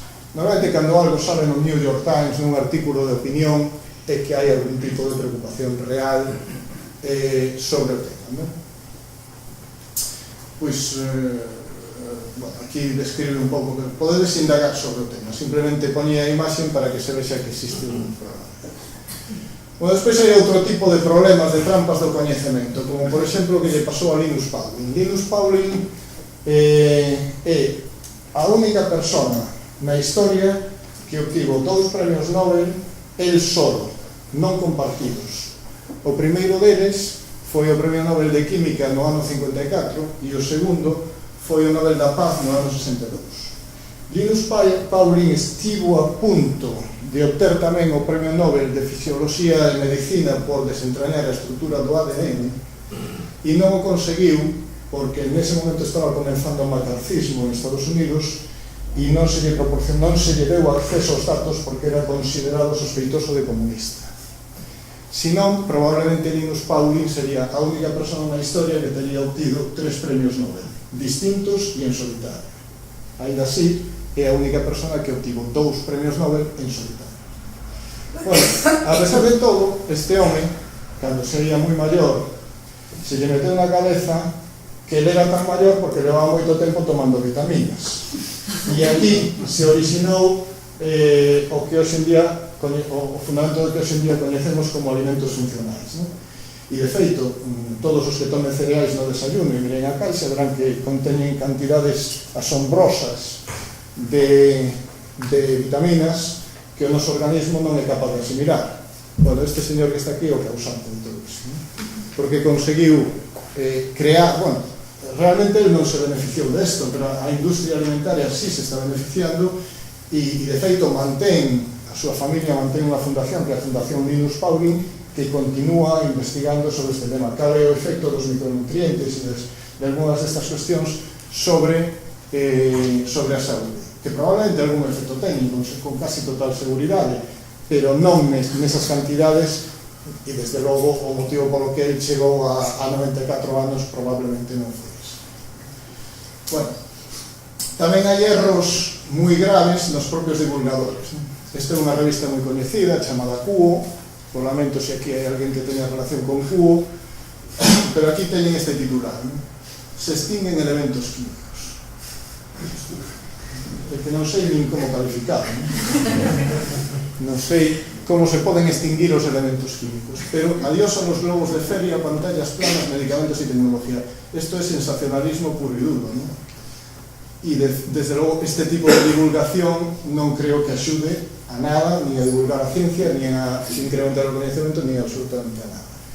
Despois hai erros históricos que veñen de moi atrás, e aquí o sinto por os filósofos, pero hai moitos anos que os gregos se plantearon de que estaban feitas as cousas, e este señor de aquí pois decidiu que estaban feitas de auga, terra, aire e lume, como todos lembramos dos nosos estudos de secundaria. Isto foi no ano 432 a.C., e casi coetáneamente no 450 e no 400 estos outros dous señores propuxeron respectivamente que estaban feita a materia de pequenas esferas e este outro de aquí pois que estaba feita de átomos, de carne, de leite, de alma, do que foran os átomos, non? Bueno, é evidente, hoxe en día para nós é evidente que estes dous estaban no certo e outro está equivocado. O problema é que esta proposta de Leucipo e de Demócrito foi ignorada durante máis de 2300 anos e foi ignorada debido a estes outros dous señores que todos estudiamos e nos examinamos en selectividade, etc., etc., non? Que optaron por Empédocles en lugar de optar por Leucipo e Demócrito. E este foi probablemente un dos peores erros na historia da ciencia e na historia da humanidade, porque perdimos 2300 anos de historia da ciencia debido á nefasta decisión de Platón e Aristóteles. Probablemente terían os seus motivos naquel momento, supoño, pero foi unha decisión pésima. De feito, tan é así que hoxe en día, moi recentemente, hai un par de anos, fomos quen de fotografiar por primeira vez as nubes de electróns no átomo de hidróxeno. Esta é unha imaxe real, unha fotografía que mostra os orbitais atómicos, para os que estudian química o lembren, no átomo de hidróxeno. É a primeira vez que se conseguiu fotografiar e observar os orbitais que chamaríamos de tipo S. Vale. Hai outro exemplo moi bon, que é o de Lord Kelvin. Lord Kelvin foi un fenómeno que se dedicou a moitísimas cousas e que dá nome a unha escala de temperatura tamén. Bueno, Kelvin no seu momento calculou erróneamente a idade da Terra e calculou que a Terra tiña entre 24 e 100 millóns de anos. Isto o fixe basándose na temperatura da superficie da Terra e na temperatura que el creía que a Terra tiña no interior. Entón, bueno, estimou os procedementos da física que tiña naquele momento a idade da Terra entre 24 e 100 millóns de anos. Ben, tamén, no seu momento, rexeitou a existencia e ridiculizou a existencia dos rayos X, aínda que, bueno, despois, como veremos, aceptou que todo isto era falso, é dicir, falso non, que ele estaba equivocado, que de verdade existían, e tan é así que permitiu, e é moi famosa, que lle fixeran unha fotografía da man empleando rayos X, unha radiografía. Pero, sobre todo, e este máis descoñecido, Lord Kelvin afirmou nunha conferencia en 1900 que a física estaba chegando ao seu límite e que só lle quedaban un par de pequenos temas por resolver. Sí, os temas que estou rematando, os dous pequenos temas que lle quedaban por resolver despois se convertiron na relatividade e na mecánica cuántica. Efectivamente, lle quedaban dous pequenos temas por resolver. Pero, bueno, o bon de Lord Kelvin é que recoñeceu os seus erros. Vale. Trampas do coñecemento, pseudociencia e fraude. Aquí temos un fraude que está no 80% das farmacias de Coruña, se é que non está no 100%. Vale. A auga que produce milagros e que ten memoria. Vale, isto é un medicamento homeopático dos laboratorios Boirón, que son franceses, e o único que contén é azúcar, lactosa e unha pinga de tintura nai de Anas Barbariae, que despois veremos o que é o Anas Barbariae, e di que 200K. 200K transformado en concentración, para os que lembren os seus estudios de química, é esta concentración, vale? De principio activo. Calquera que estudara un pouco de química sabe, ou pode facilmente calcular, que o límite de dilución ao que poderíamos en teoría chegar estaría neste cero. Todo o demais que vai detrás é todo imaginación. É dicir, isto sería equivalente, bueno, xa non me lembro moi ben, fixera o cálculo unha vez, a botar un grande azúcar no océano Atlántico, remover o océano Atlántico e despois coller cunha culler e tomar e ver, esa sería a concentración equivalente. Que é Anas Barbariae? Isto, para que ninguén pense que o invento eu, está tomado dun prospecto dun laboratorio homeopático, como se ve aquí. Bueno, aquí din que é un autoalizado aséptico de hígado e corazón del pato de Barbarie. Parece contener un microbio, parece, el oscilococo, observado por Joseph Roy en 1925, pero no identificado por la bacteriología moderna. Este é o principio activo, e despois dice tamén, para engadir e para axudar, que el pato se lave máis sucia, máis infectada de bacterias, en particular de salmonelas. Bueno, isto é o prospecto da cousa esta que vende e que é extraordinariamente cara, sí?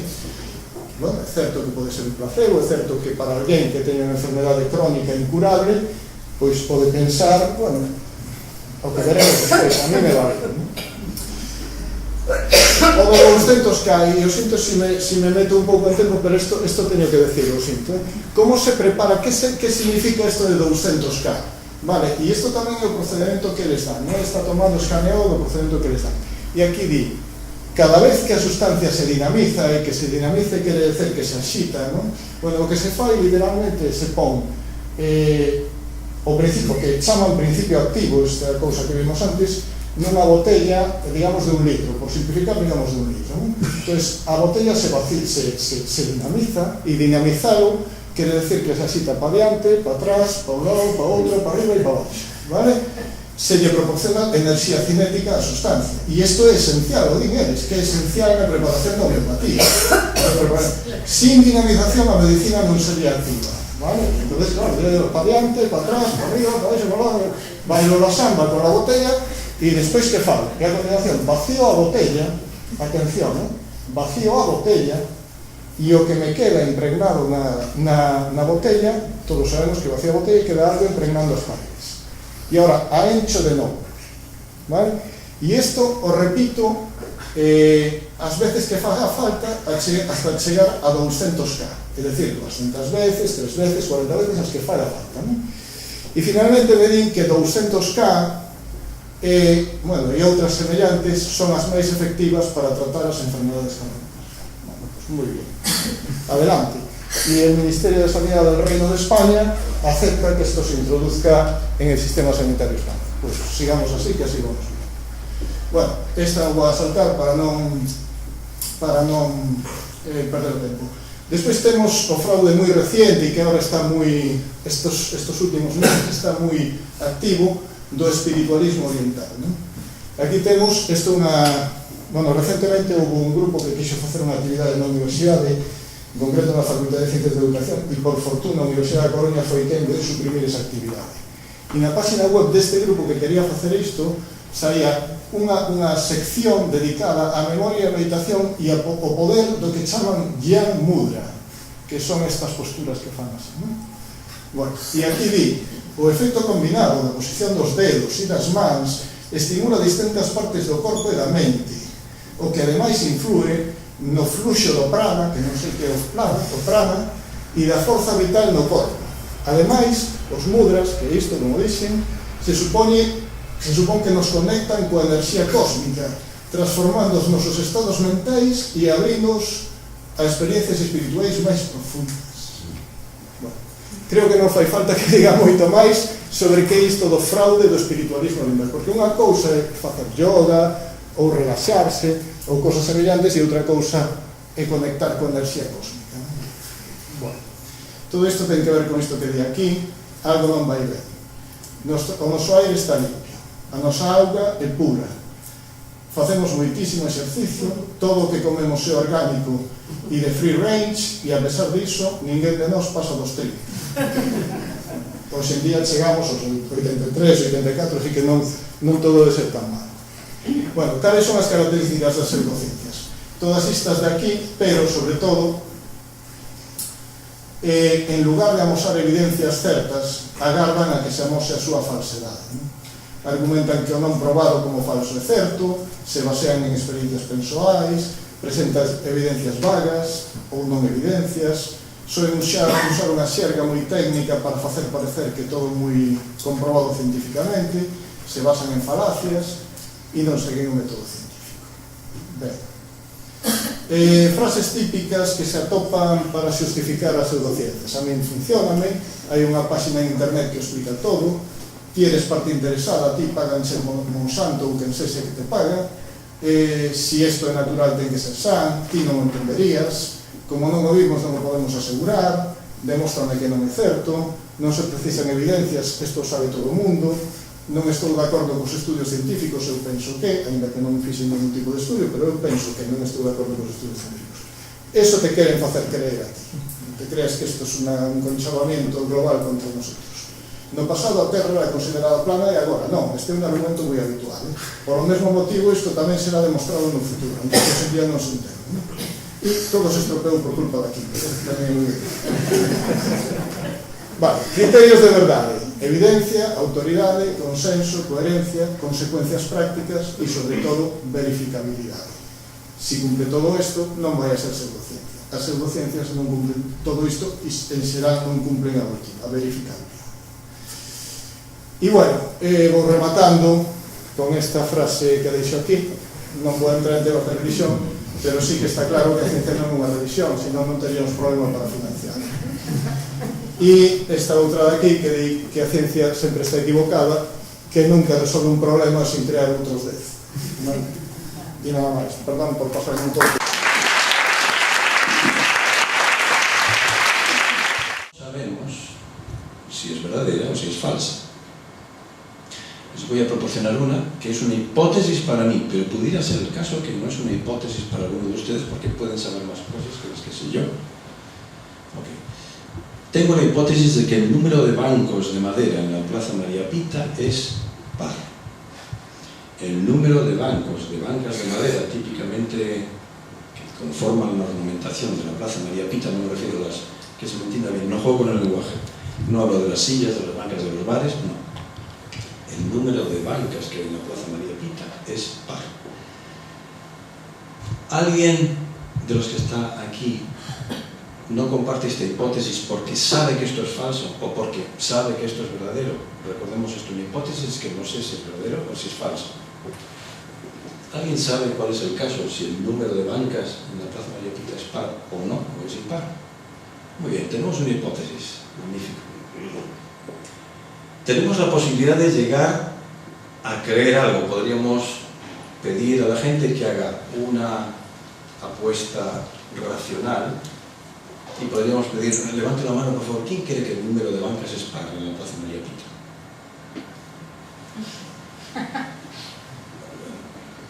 ¿Quién cree que es impar? Magnífico, muy bien. Creo que es razón. Alguno habrá jugado con los pálpitos, quien apuesta, estoy seguro que está jugando con pálpitos. Eso está un poco en el límite de lo que podríamos caracterizar como racional, vamos a dejarlo de lado. Pero alguien podría pensar científicamente, bueno, pues vamos a pensar que la probabilidad es la misma, de que sea par, de que sea impar. No, bueno, magnífico. ¿Podemos llegar a saber si esta hipótesis es verdadera? Sí. ¿Qué tendríamos que hacer? Podríamos salir ahora un momento y dedicarnos a contar. Yo estoy entre las personas que creen que hay conocimiento, que podemos llegar a saber en este sentido. Si estamos en una circunstancia más o menos normal, ojo, salimos fuera y no cometemos errores, porque podríamos equivocarnos al contar. Ahí tiene que haber suficiente luz, como ya tuviéramos unas condiciones psicofísicas normales. Todas estas condiciones, todas estas sí condiciones que hay que poner delante, y podríamos llegar a saber si el número de bancas en la Plaza María Pita es par o sin par. Me importa que en la presentación de las ideas que vayamos viendo se entienda que saber es más fuerte que creer. Saber es algo así como creencia, pero como se ha apuntado previamente, justificada racionalmente, porque hemos ido a la evidencia y tenemos modos de decir, ah, no, estoy en condiciones normales, repito la contabilidad, o si me equivoco, contrasto con otra persona, el trabajo en equipo es importante y llegamos a saber si es el caso o no es el caso, que el número de bancas es par o impar. Esta idea de creer o de saber es racional, presupone evidencia. No hablo de creer en un sentido distinto de la palabra, como cuando hablamos de creencias religiosas, que tienen más que ver quizá con las emociones, con lo que os parezca conveniente, con el fe o otro tipo de cosas. Estamos hablando de creencias fundadas en la experiencia, en la evidencia. Esto es lo que normalmente hacemos en el ámbito científico y filosófico. Y discutir filosofía en este contexto científico es lo mejor que nos podía haber pasado, por lo menos que me había pasado a mí mucho tiempo. Salir de las humanidades y empezar a defender esta idea de minors y majors, donde mezclemos filosofía con ciencias empíricas, la filosofía con la historia, como no, pero que estemos muchísimo más cerca de los problemas prácticos que tienen que ver. Y eso es realmente un desafío, porque supone poder conocer un poco los problemas concretos de las ciencias particulares, que siempre es muy exigente quien estudia, preguntábamos antes, ¿quién estudia en serio hoy en día todavía? Eso requiere mucho esfuerzo. Y en segundo lugar, tener una cierta formación filosófica para tener, digamos, visión de lo que puede ser importante a la hora de discutir. ¿Cuál es la naturaleza de los números como un matemático? Depende. ¿Cuál es la naturaleza del conocimiento? ¿Qué es una paradoja? cómo usamos las palabras, cómo conviene no usar las palabras, cómo nos podemos defender contra la pseudociencia, contra la mala divulgación y cosas semejantes. Hay hipótesis, podemos tener creencias razonables y podemos tener sapiencia. En algunos casos hay conocimiento, hay saber. Y aquí siempre hay que decir, el punto de vista de este relator es que hay saber. Les voy a regalar una hipótesis eterna.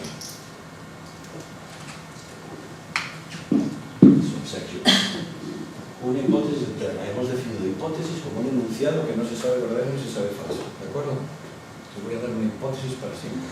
Se van a casa. Acabo de tirar una moneda normal, anden ustedes de confiar en mí, naturalmente. Es normal, no está sesgada. Es un hecho objetivo que la moneda salió cara o salió cruz. No la tengo de pie, la tengo aplastada. Necesito toda esta confianza. Vamos a considerar la hipótesis, la moneda salió cara. La moneda que arrojó el profesor Seguillo a las 9:45 salió cara. ¿Alguien tiene alguna creencia acerca de si salió cara o salió cruz? ¿Todo el mundo está de acuerdo que esto es una hipótesis para todos? En el sentido que hemos intuitivamente definido, es la oración. La moneda que acaba de tirar el profesor salió cara, no se sabe verdadera ni se sabe falsa para ninguno del auditorio relevante. Oye, la voy a volver a guardar. He destruido la evidencia.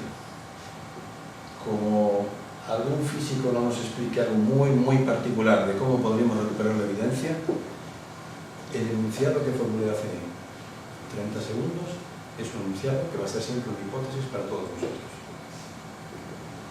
A veces pudiéramos no saber cosas. Pudiera haber proposiciones, enunciados, que van más allá de nuestras posibilidades de conocimiento. Pero ojo, es un hecho que salió cara, que salió cruz. Podemos hablar con sentido de las cosas, de la realidad de las cosas. A veces llegamos a creer cosas bien fundadas y podemos decir, lo sé, tengo evidencia completa. A veces solo evidencia parcial, creo. Las creencias las podemos revisar, típicamente. Si sabemos algo en este sentido fuerte, no es revisable lo que se sabe.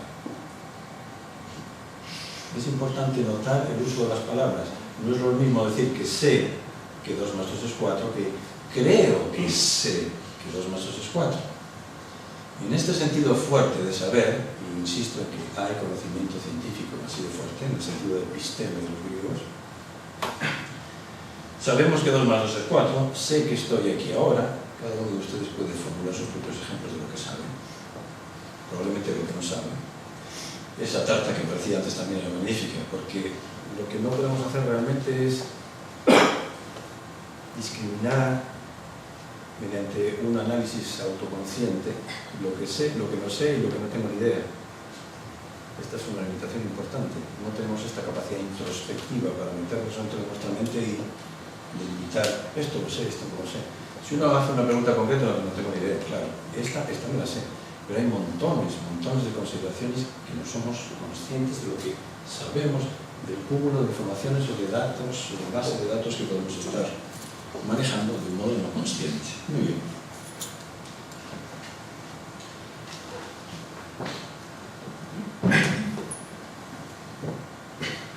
A veces, en lugar de ir afuera a contar bancas y poder determinar si el número de bancas es par, lo que podemos hacer es llegar a saber si una hipótesis es verdadera o es falsa argumentando, dando razones a partir de datos que ya sabemos, claro. Es decir, una determinada hipótesis podríamos llegar a determinar que es verdadera si soy capaz de deducirla como conclusión, razonando desde otros datos que ya sé que son verdaderos. Si sé que Juan es Pedro y Pedro es María, es que Juan es María. Podríamos llegar a intentar saber, consideremos la siguiente hipótesis, otra hipótesis. Hipótesis, sugiero. Hay al menos 2 personas en la ciudad de Nueva York con el mismo número de pelos en la cabeza. Hay al menos 2 personas en la ciudad de Nueva York con el mismo número de pelos en la cabeza. hipótesis, verdadero o falsa, cada uno puede cavilar. ¿Qué datos son relevantes? Buscamos, no sé si es Big Data, pero tenemos muchos datos que buscar y no es claro por dónde. ¿Qué sé yo de cabellos en la cabeza, en el cuero cabelludo de una persona? ¿Qué sé yo de los habitantes de Nueva York? Okay. Bien. Si tú sabes que en Nueva York hay 2 calvos, una consecuencia lógica deductiva de eso es que hay al menos 2 personas con el mismo número de pelos en la cabeza en Nueva York. Ha resuelto el problema. Esto es un modo de reducir una hipótesis a algo ya conocido y dejamos de tener una hipótesis. Ahora sabemos, siempre que sepamos, como tú, porque lo que tú sabes podría no saberlo yo, que hay al menos 2 calvos, 2 personas con 0 pelos. Gracias, no soy calvo. Esto me trae colación lo de la arena de tu playa, porque los griegos, que es cierto que nos han retrasado en algunas cosas, en otras nos han impulsado millas, se preguntaban cuántos granos de arena harían falta para conseguir una duna. Fíjense ustedes, 1, 2, 3, ¿en qué momento vamos a pegar el corte? ¿En qué momento decimos que he reunido una duna? Este problema no es exactamente Big Data, pero tiene que ver con los conceptos difusos o borrosos, lógica borrosas. De esto hay tecnología hoy. Esto los griegos se preguntaban exactamente si había un corte en la naturaleza objetiva, o esto es una mera convención que decidimos nosotros. ¿Cuántos granos de arena hacen falta para tener una duna? El concepto duna se dice vago o difuso. El concepto calvo, en muchos sentidos, también es vago o difuso. Hay muchos conceptos que son vagos o difusos. Hay lógicas difusas y gestionamos muchas cosas. Por ejemplo, que un coche llegue de Madrid a Coruña sin conductor, gracias a la lógica difusa, gracias a este tipo que un término se sabe de las vías. Hay muchas cosas que nacieron con los griegos, hay muchas cosas que se han retrasado con los griegos. Estaba en la idea de las argumentaciones. Una idea un poco más compleja que la de que haya 2 calvos es pensar que informaciones que podemos contrastar. Como máximo, un ser humano normal, como máximo tiene 150.000 pelos en la cabeza. Como máximo, 150.000 pelos en el cuero cabelludo. Excepcionalmente, pueden ustedes tomar un margen. El número de habitantes en la ciudad de Nueva York en este momento, teniendo en cuenta que Nueva York no es vago, es claro el perímetro y todo esto, es de 5 millones. Es fácil, a partir de estos 2 datos, concluir que si como mucho la gente tiene 150.000 pelos en la cabeza y hay 7 millones de habitantes en Nueva York, si al primer habitante le doy 0 pelos, el segundo, imaginaos, para no repetir de modo inmediato, imaginaos que el primero le doy 0 pelos, el segundo le doy 1 pelo, el siguiente le doy 2 pelos, 3 pelos, 4 pelos, 5 pelos. Cuando llego a 150.000, el personaje 150.001, mejor dicho, empecé por 0. Va a tener que no va a tener más de 150.000 pelos. No hay gente de esa naturaleza. Si sé que no hay gente de más de 150.000 pelos, la persona 150.001 que voy contando en los ciudadanos de Nueva York va a tener que repetir el número de pelos, o bien 0, o bien 1, o bien 2. Argumenté. Y están ustedes persuadidos, espero por buenas razones, y si no, es que vamos muy deprisa, pero es posible que sea cierto. Esto es lo que se llama el método deductivo para llegar a demostrar que una hipótesis es verdadera. Si uno es capaz de deducir la hipótesis de datos ya sabidos como verdaderos, razonando, uno es capaz de procesar esa información que ya tiene como buena y llegar a una conclusión que es la hipótesis. Dejo de tener una hipótesis. Ya sé que hay al menos 2 personas con el mismo número de pelos en Nueva York. Las argumentaciones también nos permiten, como he dicho junto antes, demostrar que una hipótesis es falsa. A veces es muy importante llegar a saber que un dato es falso. Esto es el método hipotético deductivo. Básicamente el ABC es esto. Si uno deduce, nunca añade información que no esté ya empaquetada en los datos iniciales. Deducir significa extraer información ya contenida en nuestros datos. Lo que pasa es que a veces no sabemos lo que tenemos de datos. Otra cosa es inducción, que añadimos más información, saltamos sin tener evidencia suficiente. Si tenemos una cierta información y extraemos como conclusión algo que ya está contenido en mis datos iniciales, si sé que todos mis datos son verdaderos, necesariamente la conclusión tiene que ser verdadera. No hay modo de extraer deductivamente. Esto significa no añadir información de la que tenía. Si no añadimos información de la que tenía y saco una conclusión y sé que todos mis datos son buenos, mi conclusión tiene que ser buena también, tiene que ser verdadera también. Si saco una consecuencia deductiva que es falsa, ipso facto sé que algo tiene que estar mal entre mis datos. Si deductivamente extraigo información de mis datos y constato que la conclusión que saqué sé que es falsa, es porque al menos se me coló alguna información falsa entre mis premisas iniciales. Esto es lo que llamamos el método hipotético deductivo para llegar a saber que la hipótesis es falsa. Inicialmente tomamos como premisa aquí la hipótesis. Antes la hipótesis es una conclusión. Usted sospecha que su hipótesis es falsa. Intentemos sacar consecuencias deductivas. Si llega a una consecuencia que usted sabe que es falsa, ipso facto hemos probado que la hipótesis es falsa. Ningún conjunto de datos verdaderos tiene deductivamente una conclusión falsa. El ABC de la lógica. Magnífico, la lógica deductiva. En las ciencias naturales, este método hipotético deductivo, este segundo método, se usa mientras no encontremos nada que sea una consecuencia falsa, mientras usemos a partir de hipótesis bien fundadas, razonablemente bien fundadas, saquemos consecuencias que sean verdaderas, decimos, inducción, esta consecuencia que saqué apoya la verdad de mi hipótesis. ¿Por qué? Porque la consecuencia que saco es verdadera, compruebo empíricamente, es cierto. Si sacáramos una falsa, tenemos una refutación de la teoría y tenemos que ponernos a trabajar y empezamos a volver mal en esas circunstancias. Dentro de las argumentaciones que nos llevan a trampas, hay unas específicas que son las paradojas o las antinomias, como mencioné al principio. Desde el punto de vista científico, una paradoja es una argumentación donde las premisas de las que se parten se creen que están bien, que son verdaderas, se creen. Establecemos una cadena de razonamientos que creemos que está también bien hecho, que es correcto, cogente, que no hemos metido la pata razonando, y obtenemos una conclusión que creemos que es falsa.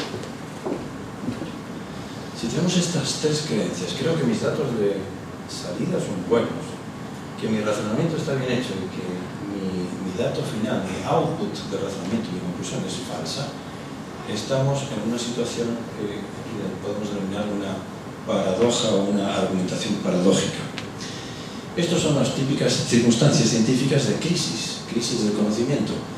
Los científicos se ponen muy nerviosos porque tenemos que descubrir cuál de estas tres creencias es la que es equivocada.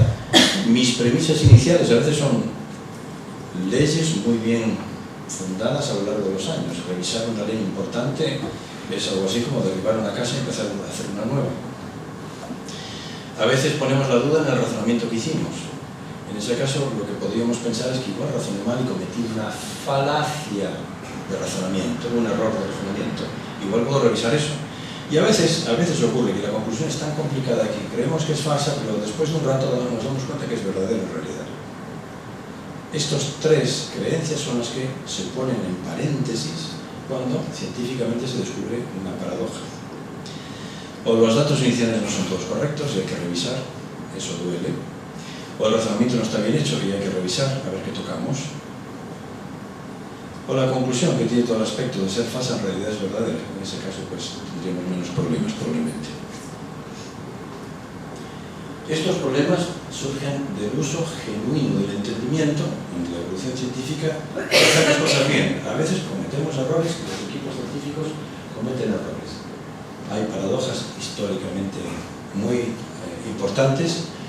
Lo importante de esta idea de paradojas es que involucra la idea de creencia. Se creen los datos verdaderos, la conclusión se cree falsa, el razonamiento se cree que está bien hecho. Aquí falla algo. Esta idea de creencia relativa, de modo que este grupo de científicos puede tener una paradoja, pero este grupo de científicos con el mismo argumento igual piensan que lo que tienen es una buena prueba. Lo que para estas personas es sospechoso, para esta no lo es en absoluto, porque ellos ya sospechaban que la conclusión era falsa. Ningún misterio. El caso está históricamente recogido, el famoso caso de Bertrand Russell, de la paradoja de los conjuntos de Bertrand Russell. Russell tenía una paradoja en mi sentido, en el sentido que les acabo de explicar. Sin embargo, Cantor, otro matemático importantísimo, 3 años antes, hizo la misma argumentación deductiva y para él eso era una reducción al absurdo, de que era falso una de las premisas. El mismo texto, el mismo tipo de argumentación de razones, para un grupo de filósofos era una paradoja, una crisis. ¿Qué cambio? ¿Qué toco? Otros ya sospechaban que uno de esos datos de la teoría de conjuntos era falsa. Usó el método hipotético deductivo, se puso a razonar y se acordó que era evidentemente falso, de facto contradictorio. Por tanto, la hipótesis de la cual se partía la teoría de conjuntos era a todas luces para Cantor falsa. Russell tenía un problema que no le dejó dormir un tiempo. Cantor demostraba un teorema, la falsedad del principio de comprensión de la teoría de conjuntos.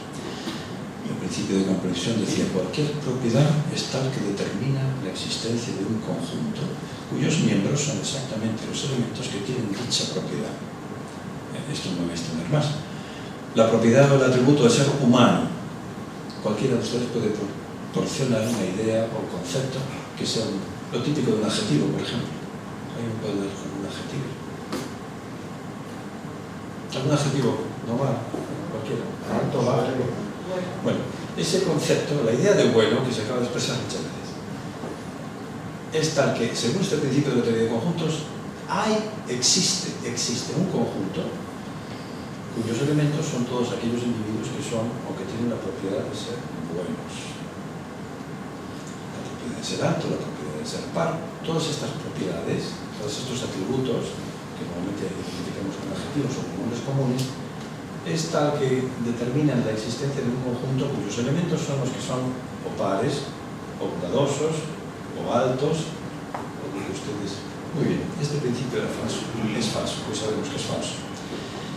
Muchos pensamos que es falso, otros piensan que realmente era una pseudo proposición, un error conceptual, realmente a veces no se engaña. Las falacias es otro reino, aquí son trampas muchas veces. Las trampas de la razón aquí nos las montamos nosotros mismos con malas intenciones. Esto no surge de lo que podemos llamar un error, que los errores por definición son inocentes, sino que aquí se trata de la intención, a veces no declarada, ese es el problema. No podemos percibir las intenciones de los hablantes, de manipular la opinión del auditorio de modo de conducirlos, persuadirlos, hipnotizarlos a sacar ciertas conclusiones que de hecho no se siguen de las premisas que se hacen explícitas en una argumentación o en una presentación.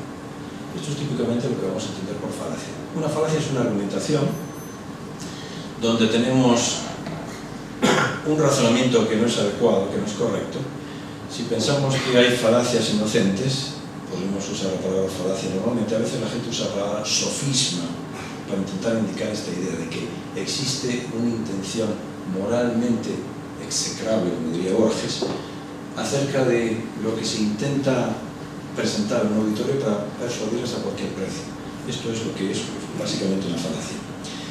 El reino de las falacias es difícil, se pueden hacer, hoy hay escuelas sobre argumentación, en la época de los griegos, como no teníamos toda la escuela erística, el problema ahí básico era ganar dinero y persuadir a cualquier precio. Esto, ojo, porque lo estamos viviendo hoy en día también de un modo lamentable. Al principio también José Antonio nos indicaba el peligro y la responsabilidad que tenemos de mantener no poluta la atmósfera intelectual de nuestro lenguaje. Es conveniente ser cuidadosos con el modo en que usamos las palabras, estar atentos y tener una mirada crítica con lo que escuchamos. Parte de saber tiene que ver con entender apropiadamente lo que se nos dice. Saber es básicamente entender y dos, procesar el contenido de lo que hemos entendido para poder sacar conclusiones, deliberar si es el caso, poner una balanza pros y contra y tomar decisiones. No siempre todo es blanco o negro, a veces no sabemos lo suficiente y tenemos que tomar decisiones ponderando, poniendo cosas pros y contras. En el reino de las falacias no hay una teoría generalizada sobre qué es una falacia, entre otras cosas porque estamos tocando reinos no tangibles o empíricamente verificables, como son las intenciones de los hablantes. Es difícil hacer un juicio de intenciones. Podemos intuir que me está vendiendo una póliza de seguro que no me conviene, por el modo en que me está diciendo las cosas. El político de turno podemos intuir que no nos está dando nada sustantivo cuando nos dicen, por ejemplo, que podemos hacer esto, esto y esto, o no. Eso es una tautología, es una obra de perogrullo. Esto o por lo contrario, siempre, eso siempre es cierto. Muy bien. La dificultad de catalogar las falacias y poder entonces pertrecharnos con algún tipo de defensa sistemática es que no hay una teoría general. Esto se ve un poco en los libros que se venden hoy en día sobre esto, el libro de colegas de filosofía del derecho, La guerra de las falacias. Eso les da una idea de la enorme variedad de trucos o ardides que se pueden emplear a la hora de argumentar. Otro reciente, La fauna de las falacias, Luis Vega Reñón, La fauna de las falacias. Esto es un zoológico, la cantidad de argumentaciones variadas que se pueden emplear con malos propósitos. La clasificación usual para orientarnos, y voy a cerrar con esto aquí, hay falacias de la relevancia. Típicamente aquí, en lugar de dar buenas razones, como lo que podemos llamar cuánta gente hay en Nueva York, si hay calvos o no hay calvos, si hay o no hay bancas de fuera, en lugar de usar este tipo de razones que tienen una vía lógica para testar y para procesar, en lugar de esto se apela a las emociones. Falacias de la relevancia, apelación a las emociones. Esto típicamente se les conoce con los nombres latinos. Argumentum ad populum. Aquí, lo que hace la mayoría es lo que debe hacer usted. Ad populum, lo que hace la mayoría, eso es lo que debe hacer usted. Esto tiene varias variantes. Apelar al esnovismo, todos caemos a veces en este tipo de tentaciones. Apelar a una forma de elitismo. Usted debe parecerse que conduce un Rolls Royce en algún sentido contra este producto. Argumentum ad verecundiam. Esto es un argumento muy interesante. Apelación a la autoridad. Esto, según qué casos, puede ser un argumento falaz y sin que esto sea contradictorio con uno de los elementos que se mencionan en las presentaciones previas. Hay argumentos de autoridad en la ciencia, sin duda, pero Einstein se equivocó y si tuvo malos alumnos el día que cometió un error en su clase, el argumento que apela a la autoridad de Einstein no iba a justificar la bondad de ese argumento. Todos cometemos errores, incluso las autoridades, en el campo que sea. Es decir, conviene estar alertas, porque no siempre se dan argumentos todo lo cogentes o correctos que podrían ser, o se dan las evidencias todas las pertinentes que podrían ser. Argumentum ad ignorantiam, también empleado con este ejemplo de los medicamentos homeopáticos. Es erróneo y falaz pensar que como nadie ha demostrado que sea malo para la salud construir antenas de telefonía móvil en las terrazas, podemos seguir haciéndolo sin problema. ¿Quién tiene la carga de la prueba aquí? Que no hayamos podido demostrar, que nadie haya podido demostrar de modo concluyente que cualquier pseudociencia es palabrerío, eso significa entonces que eso es correcto. La ausencia de evidencia concluyente a favor nunca puede ser dado como evidencia concluyente en contra. La ausencia de evidencia concluyente en contra nunca puede ser dado como evidencia a favor de que entonces tengo una prueba de que esto es cierto. Ad ignorante, ojo, no podemos dar por sentado las cosas. Ad verecundiam. Ad hominem, esta es otra muy importante. Argumentos ad hominem. Normalmente son ataques contra la persona.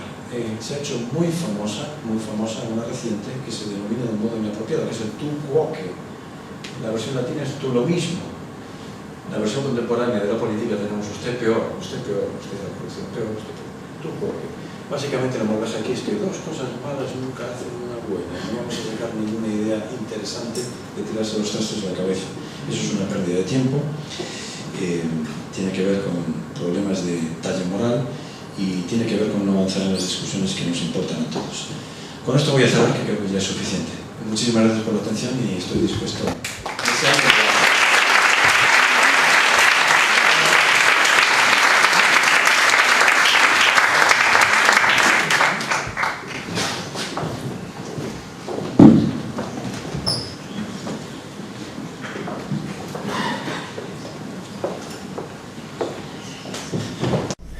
Bueno, moitas gracias a todos os ponentes, José Miguel, igual cos demais, nos suscitou aquí moitas dúbidas. Chegamos á parte final de debate, de que o público tamén toma a palabra e participe. E, bueno, creo que abrimos así un turno para que do outro lado nos lancen algunha pregunta e poder debatir tamén entre nós. Alguén se anima a ser o primeiro? Ou primeira, a primeira, que la moza.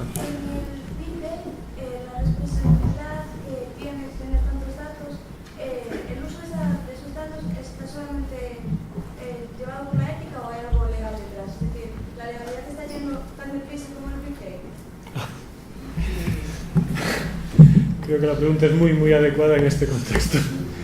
Depende del campo en el que te muevas. Es decir, hay campos donde está clara la legalidad del Big Data y hay otros campos donde se juega al límite. El ejemplo de las farmacéuticas es un ejemplo muy clásico de jugar al límite. Depende a quién le preguntes si están dentro de la legalidad o no. El ejemplo de los bancos, el ejemplo de las operaciones legales, etcétera, es un ejemplo donde parece claro que sí es legal lo que están haciendo. Igual que, por ejemplo, el problema de las cookies, el problema de las páginas de internet y todo esto, parece que sí es claro porque tú en algún momento, bueno, nosotros todos, en algún momento hemos cedido nuestros privilegios al utilizar Google. Bueno, Google o cualquier otro buscador, quiero decir. En algún momento el buscador nos pregunta, página con cookies, ¿acepta usted? Y siempre das así, para que te deje seguir jugando. Eso también influye a nivel educativo, ético, de enseñar a la gente lo que significa aceptar las cosas o no. Totalmente de acuerdo. Está muy interrelacionado y no se está tomando como tal en enseñar a la gente eso. Totalmente de acuerdo. Y hay movimientos en Internet, concretamente hablando de Internet y de aceptar derechos o no, que están en esa línea. Pero a día de hoy se acepta que sí, es así. Si preguntamos si la legalidad está en ese límite, en ese ejemplo concreto sí. En el ejemplo de utilizar nuestros datos médicos, pues probablemente no. Entonces, bueno, en muchos casos se fuerzan cambios legales, cambios de marcos legales para aceptar o para rechazar determinados datos. En concreto, por el ejemplo que poníamos antes de los datos de consumo eléctricos, hay una ley estatal que sí permite, sí ampara eso, se supone que en beneficio del consumidor. Después ya se verá. Entonces la pregunta es fantástica y yo creo que admite una respuesta muy larga y muy matizada.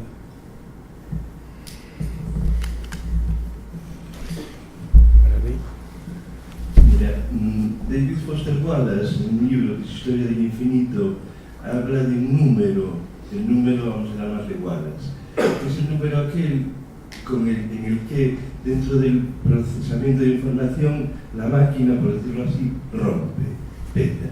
¿Se podría llegar a ese número? En la evolución de los superordenadores se observa una tendencia, digamos, asintótica. La potencia de los ordenadores creció muchísimo al principio, pero ya no crece a la misma velocidad, se va como estandarizando. Entonces, en ese sentido, parecería que sí estamos alcanzando el límite, salvo cambio de paradigma. El cambio de paradigma hoy en día se promete cercano, es la computación cuántica, en la que están trabajando muchos, hay ordenadores, hay un prototipo de ordenador cuántico que maneja Google ahora mismo, y parece ser que hay otro prototipo de ordenador cuántico que está manejando Facebook también. A día de hoy los ordenadores cuánticos son menos potentes que los ordenadores que tenemos, digamos, clásicos, pero se supone que en el momento en que se desarrollen las condiciones físicas para manejar un ordenador cuántico, el salto va a ser brutal. Probablemente el ordenador cuántico también llegue un momento que tenga un límite, pero quién sabe si en ese momento van a haber otro cambio de paradigma y aparecerá, sabe Dios lo que. Entonces, igual que en la física hay un número mínimo, porque en la física hay un número másico mínimo a partir del cual ya no puedes bajar más, pero no está claro que exista un número máximo, no está claro que los ordenadores se vayan a alcanzar el límite de potencia. Ya digo, con la tecnología actual sí parece que se va a alcanzar, pero puede haber un cambio de tecnología que fuerce un aumento de eso.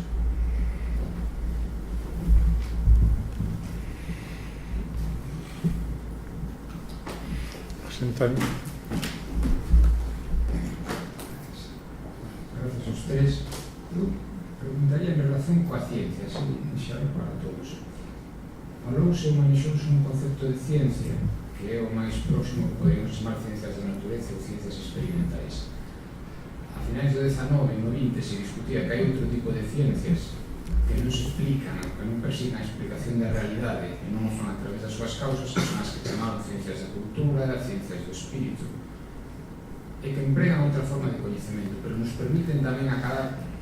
É un coñecemento que non lle chamamos verdade, porque o que buscan non é explicar as causas, senón desentrañar, dicen eles, o sentido, algo así. Pensemos na estética ou en determinadas dimensións da filosofía. Non responde ás características expostas, especialmente por Moisés, que foi que máis desenvolveu, sobre todo nos criterios de verificabilidade, pero sí permiten coñecemento. si podemos falar de saber. Quería coñecer a opinión vosa respecto disso. Probablemente achegas ao mito da filosofía, tamén o da ciencia, así exposto. En particular, respecto aos Big Data, o que se dixo agora, só quería a súa opinión no aspecto. Ainda que exista normativa que regule os Big Data, non significa que esa normativa sexa correcta. Porque, de feito, son normativas asimétricas que protexen aos que manexan e non saben a xestión deses datos. Creo que o grande problema que hai cos datos masivos é o que ti apuntaxes, Luís, que é o problema do determinismo. Entón, lévanos o problema da filosofía.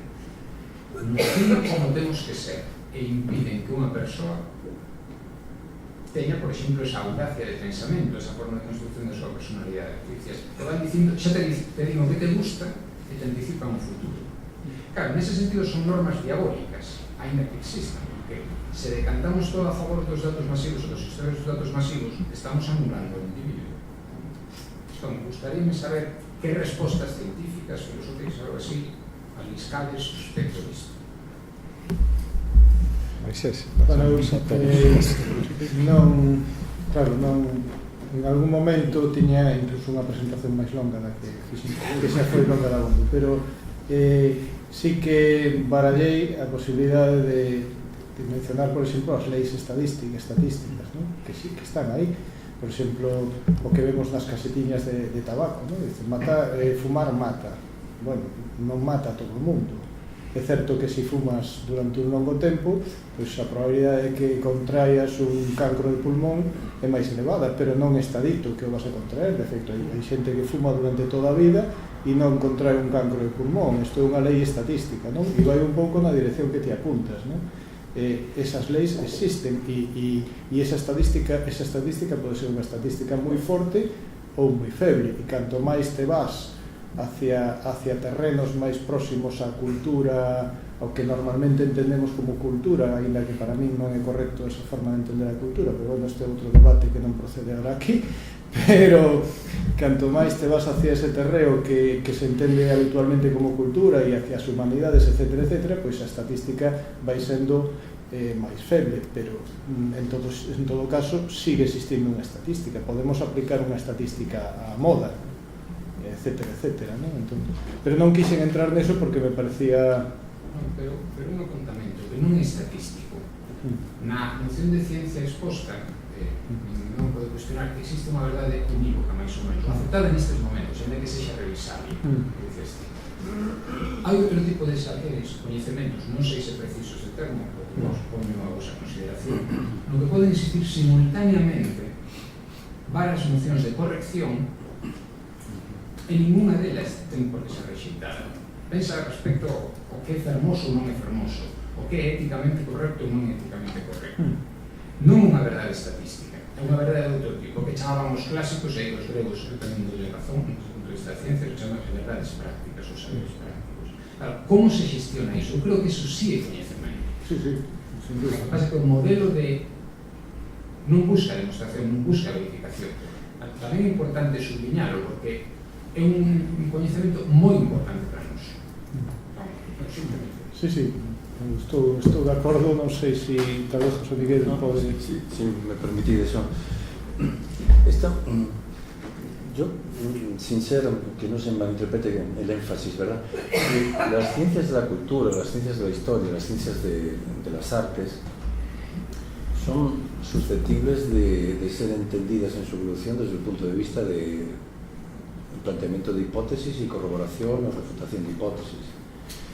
Lo que pasa es que hacemos cosas un poco más complicadas. Primero, la materia empírica pertenece al pasado muchas veces. Intentamos entender el presente a través del pasado. Tenemos modos directos o indirectos, más bien, de intentar reunir evidencias. Por ejemplo, ¿cuál fue la motivación que explica la belleza de este cuadro? ¿Cuál es el sentido de esta pintura? Y tenemos ciertas evidencias más o menos indirectas que nos pueden hacer plantear una hipótesis razonable de la técnica, la motivación, el efecto que tuvo o por qué llevó al artista a no volver a pintar en su vida. Cosas semejantes. Es cierto que uno podría decir esto no está absolutamente confirmado. Bueno, pero en muchos ámbitos del saber tenemos opiniones más plausibles que otras o más competentes que otras, pero quiero decir que el ámbito de buscar sentido no es algo que nos debería alejar a las ciencias humanas de las ciencias empíricas. El buscar sentido es algo que nos preocupa, yo creo que en todo el ámbito científico y humanista, si hablamos de este modo también. Hacer sentido a las cosas es importante y difícil. Gracias.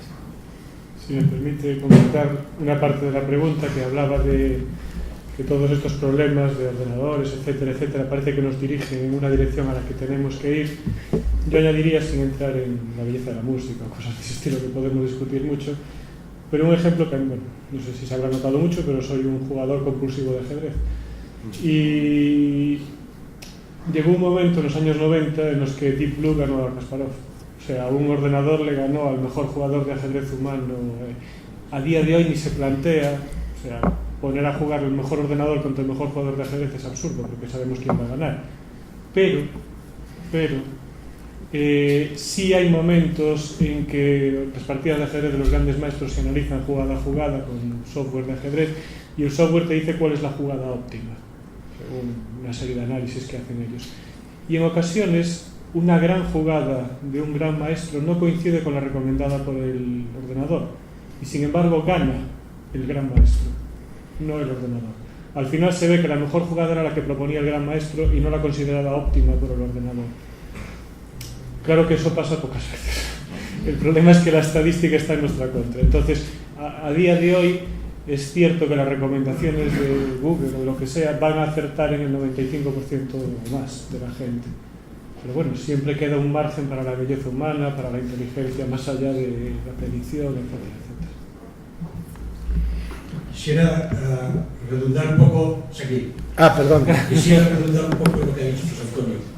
Y me ha evocado cosas, por eso yo creo que hay una cosa que quizás no se ha expuesto, no tiene por qué, hablabais de la ciencia, y creo que la charla ha sido muy interesante y oportuna, pero me parece que hay algo que habría que evitar, que es la ciencia como creencia, el cientificismo.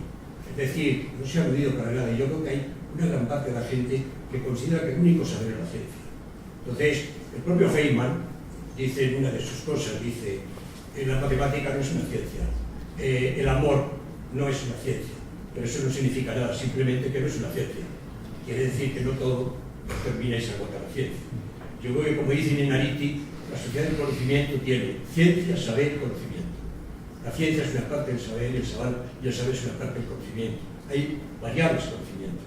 Por lo tanto, eso que decía él sobre, yo no lo llamaría ciencia del espíritu, ya sé que se llaman así, yo creo que el carácter científico tiene científico. Son otros saberes, que incluso se ha querido meter ciencia, o sea, psicoanálisis, ciertas partes de otras que otros llaman pseudociencia, no tiene por qué ser científico, pero eso no significa que tengan validez y que no tengan un saber, que hay que corroborar y que hay que especificarse. De todas formas, la ciencia, todos lo sabemos, sobre todo la física cuántica, que ha abierto a todo un corte absoluto con esta especie de creencias científicas, dice como el observador es fundamental. El gato de Rödiger, sabemos todos que es el observador quien forma parte fundamental. Entonces, ya otros, el teorema de Gödel o el principio de incertidumbre de Heisenberg ya dice que no hay incertidumbre. Ya lo habéis dicho antes, de todas formas, que no hay certezas, ¿no? Pero yo creo que es importante que hay que tener un cuidado en este momento, esta especie de insolencia y de determinismo y de imposición que roza la creencia de todo el científico. A la gente se le ocurre decir cualquier cosa, es que esto es científico. Es lo del mono, la lista del mono dice, la ciencia lo dice, no puede equivocarse, la lista del mono es el mejor. Mirar la etiqueta, es muy bonita, la etiqueta del mono, de la lista del mono. Pues un poco en este sentido. Y yo creo que hay importante. Y otra cosa que quiero decir sobre el Big Data. Lo personalizado no significa que sea subjetivo. Yo creo que en la subjetividad hay algo que se escapa a todo ese tipo de cosas. Es decir, hay algo que el Big Data es enumerable, pero no es narrable, no forma un yo, no hay una conciencia. Es algo enumerable, es algo que da datos, y es algo que puede darnos y decirnos cómo todo el mundo tiene que ser feliz, etcétera, porque los datos son así. Cuidado con la subjetividad controlada. Habéis expuesto cosas donde desde el niño muestra la sociedad. Al niño puede la caca no gustarle, o puede gustarle, porque el niño juega con la caca como si fuese plastilina. La subjetividad de cada uno es lo que no va a poder ser abolido, que es lo que se intenta abolir. para hacer una ciencia que dirija a los individuos y donde solo haya un deseo, un goce y una forma de actuar. Yo creo que en esto hemos de ser cuidadosos, avalando que lo científico es serio y que lo científico es algo verdadero que tiene necesidad de exigirse, pero cuidado, no hagamos cientificismo, es decir, que la ciencia no es el único ser. Interesante. Simplemente, bueno, comentar brevemente, por favor. Que yo estoy totalmente de acuerdo con lo que dice la persona que va a intervenir.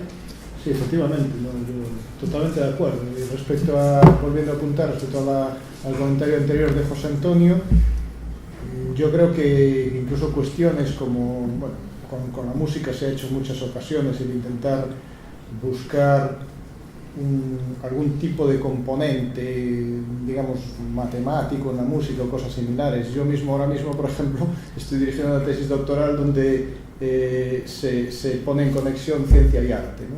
Entonces se toman obras de arte y se analizan desde el punto de vista de la ciencia. Esto puede que no sea muy habitual, pero se puede hacer. El otro día estaba con la persona que lo hace, pues analizando el peine del viento desde el punto de vista científico. ¿Puedes analizar esto? Sí, puedes analizarlo desde el punto de vista científico. Hay muchas cosas que se pueden analizar científicamente ahí. Y yo siento si en algún momento pareció que quise transmitir alguna sensación de cientifismo. A mí me plantearon una charla sobre trampas de la ciencia, trampas del conocimiento, y bueno, pues intenté adaptarme a esto. Si me hubiesen planteado trampas de la mente, pues hubiese hecho lo propio.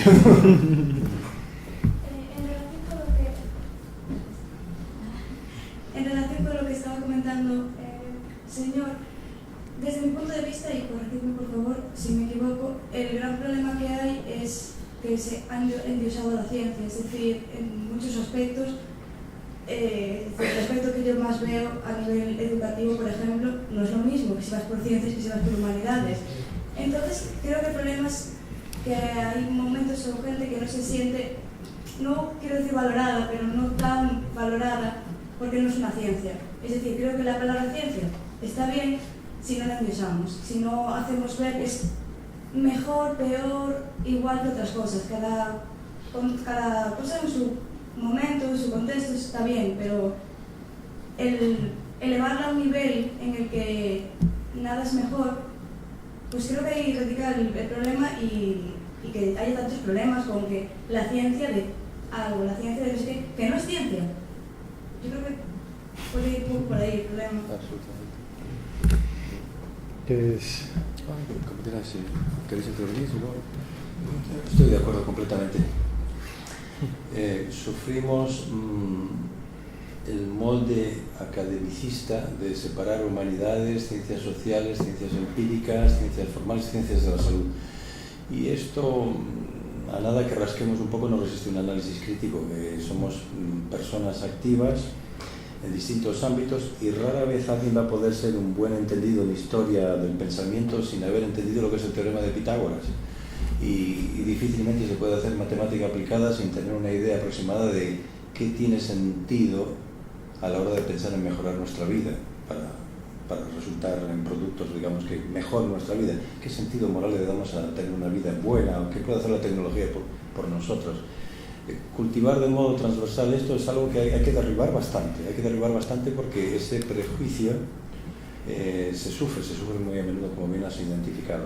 Yo usaría la expresión argumentum ad verecundiam. Esta es una falacia de apelación a la autoridad. Lo dice la ciencia. Esto es un pseudouso de los supuestos resultados de la ciencia a favor de cualquier cosa vale.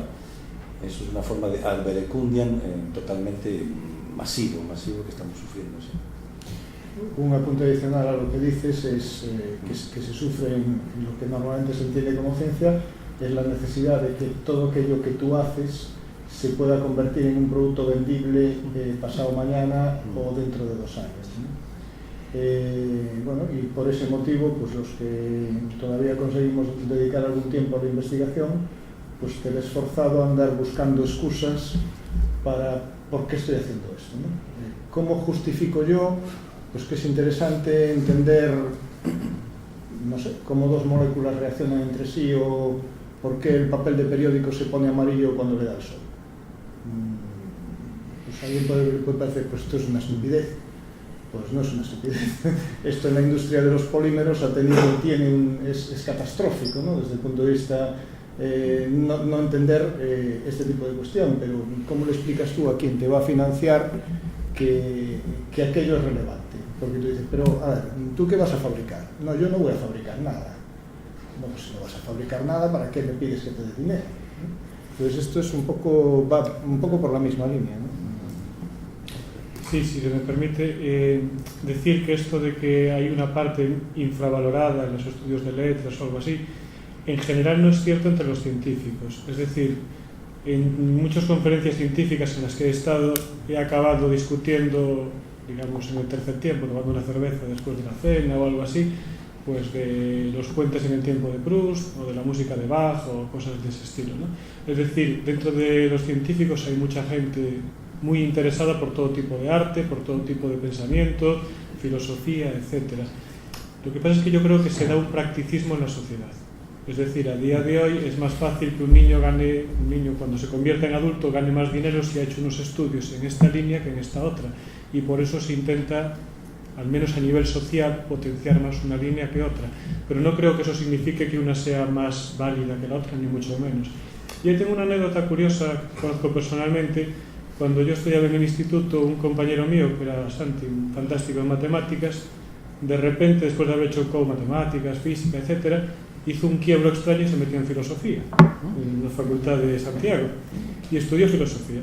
Le perdí la pista, yo acabé matemáticas, acabé profesor de informática y tal, y de repente un día veo a alguien en el pasillo de la Facultad de Informática y dije, este es Santi. Estaba calvo, pero era Santi. Y dije yo, este es Santi. Y, ¿tú eres Santi? Viveiro y tal. Sí, sí. ¿Qué haces aquí? No, acabé filosofía, no sé qué, tal, estuve unos años dando clases, no sé qué, pero ahora voy a hacer una tesis en computación. Pero me estuvo contando un poco de lenguajes naturales, etcétera, etcétera.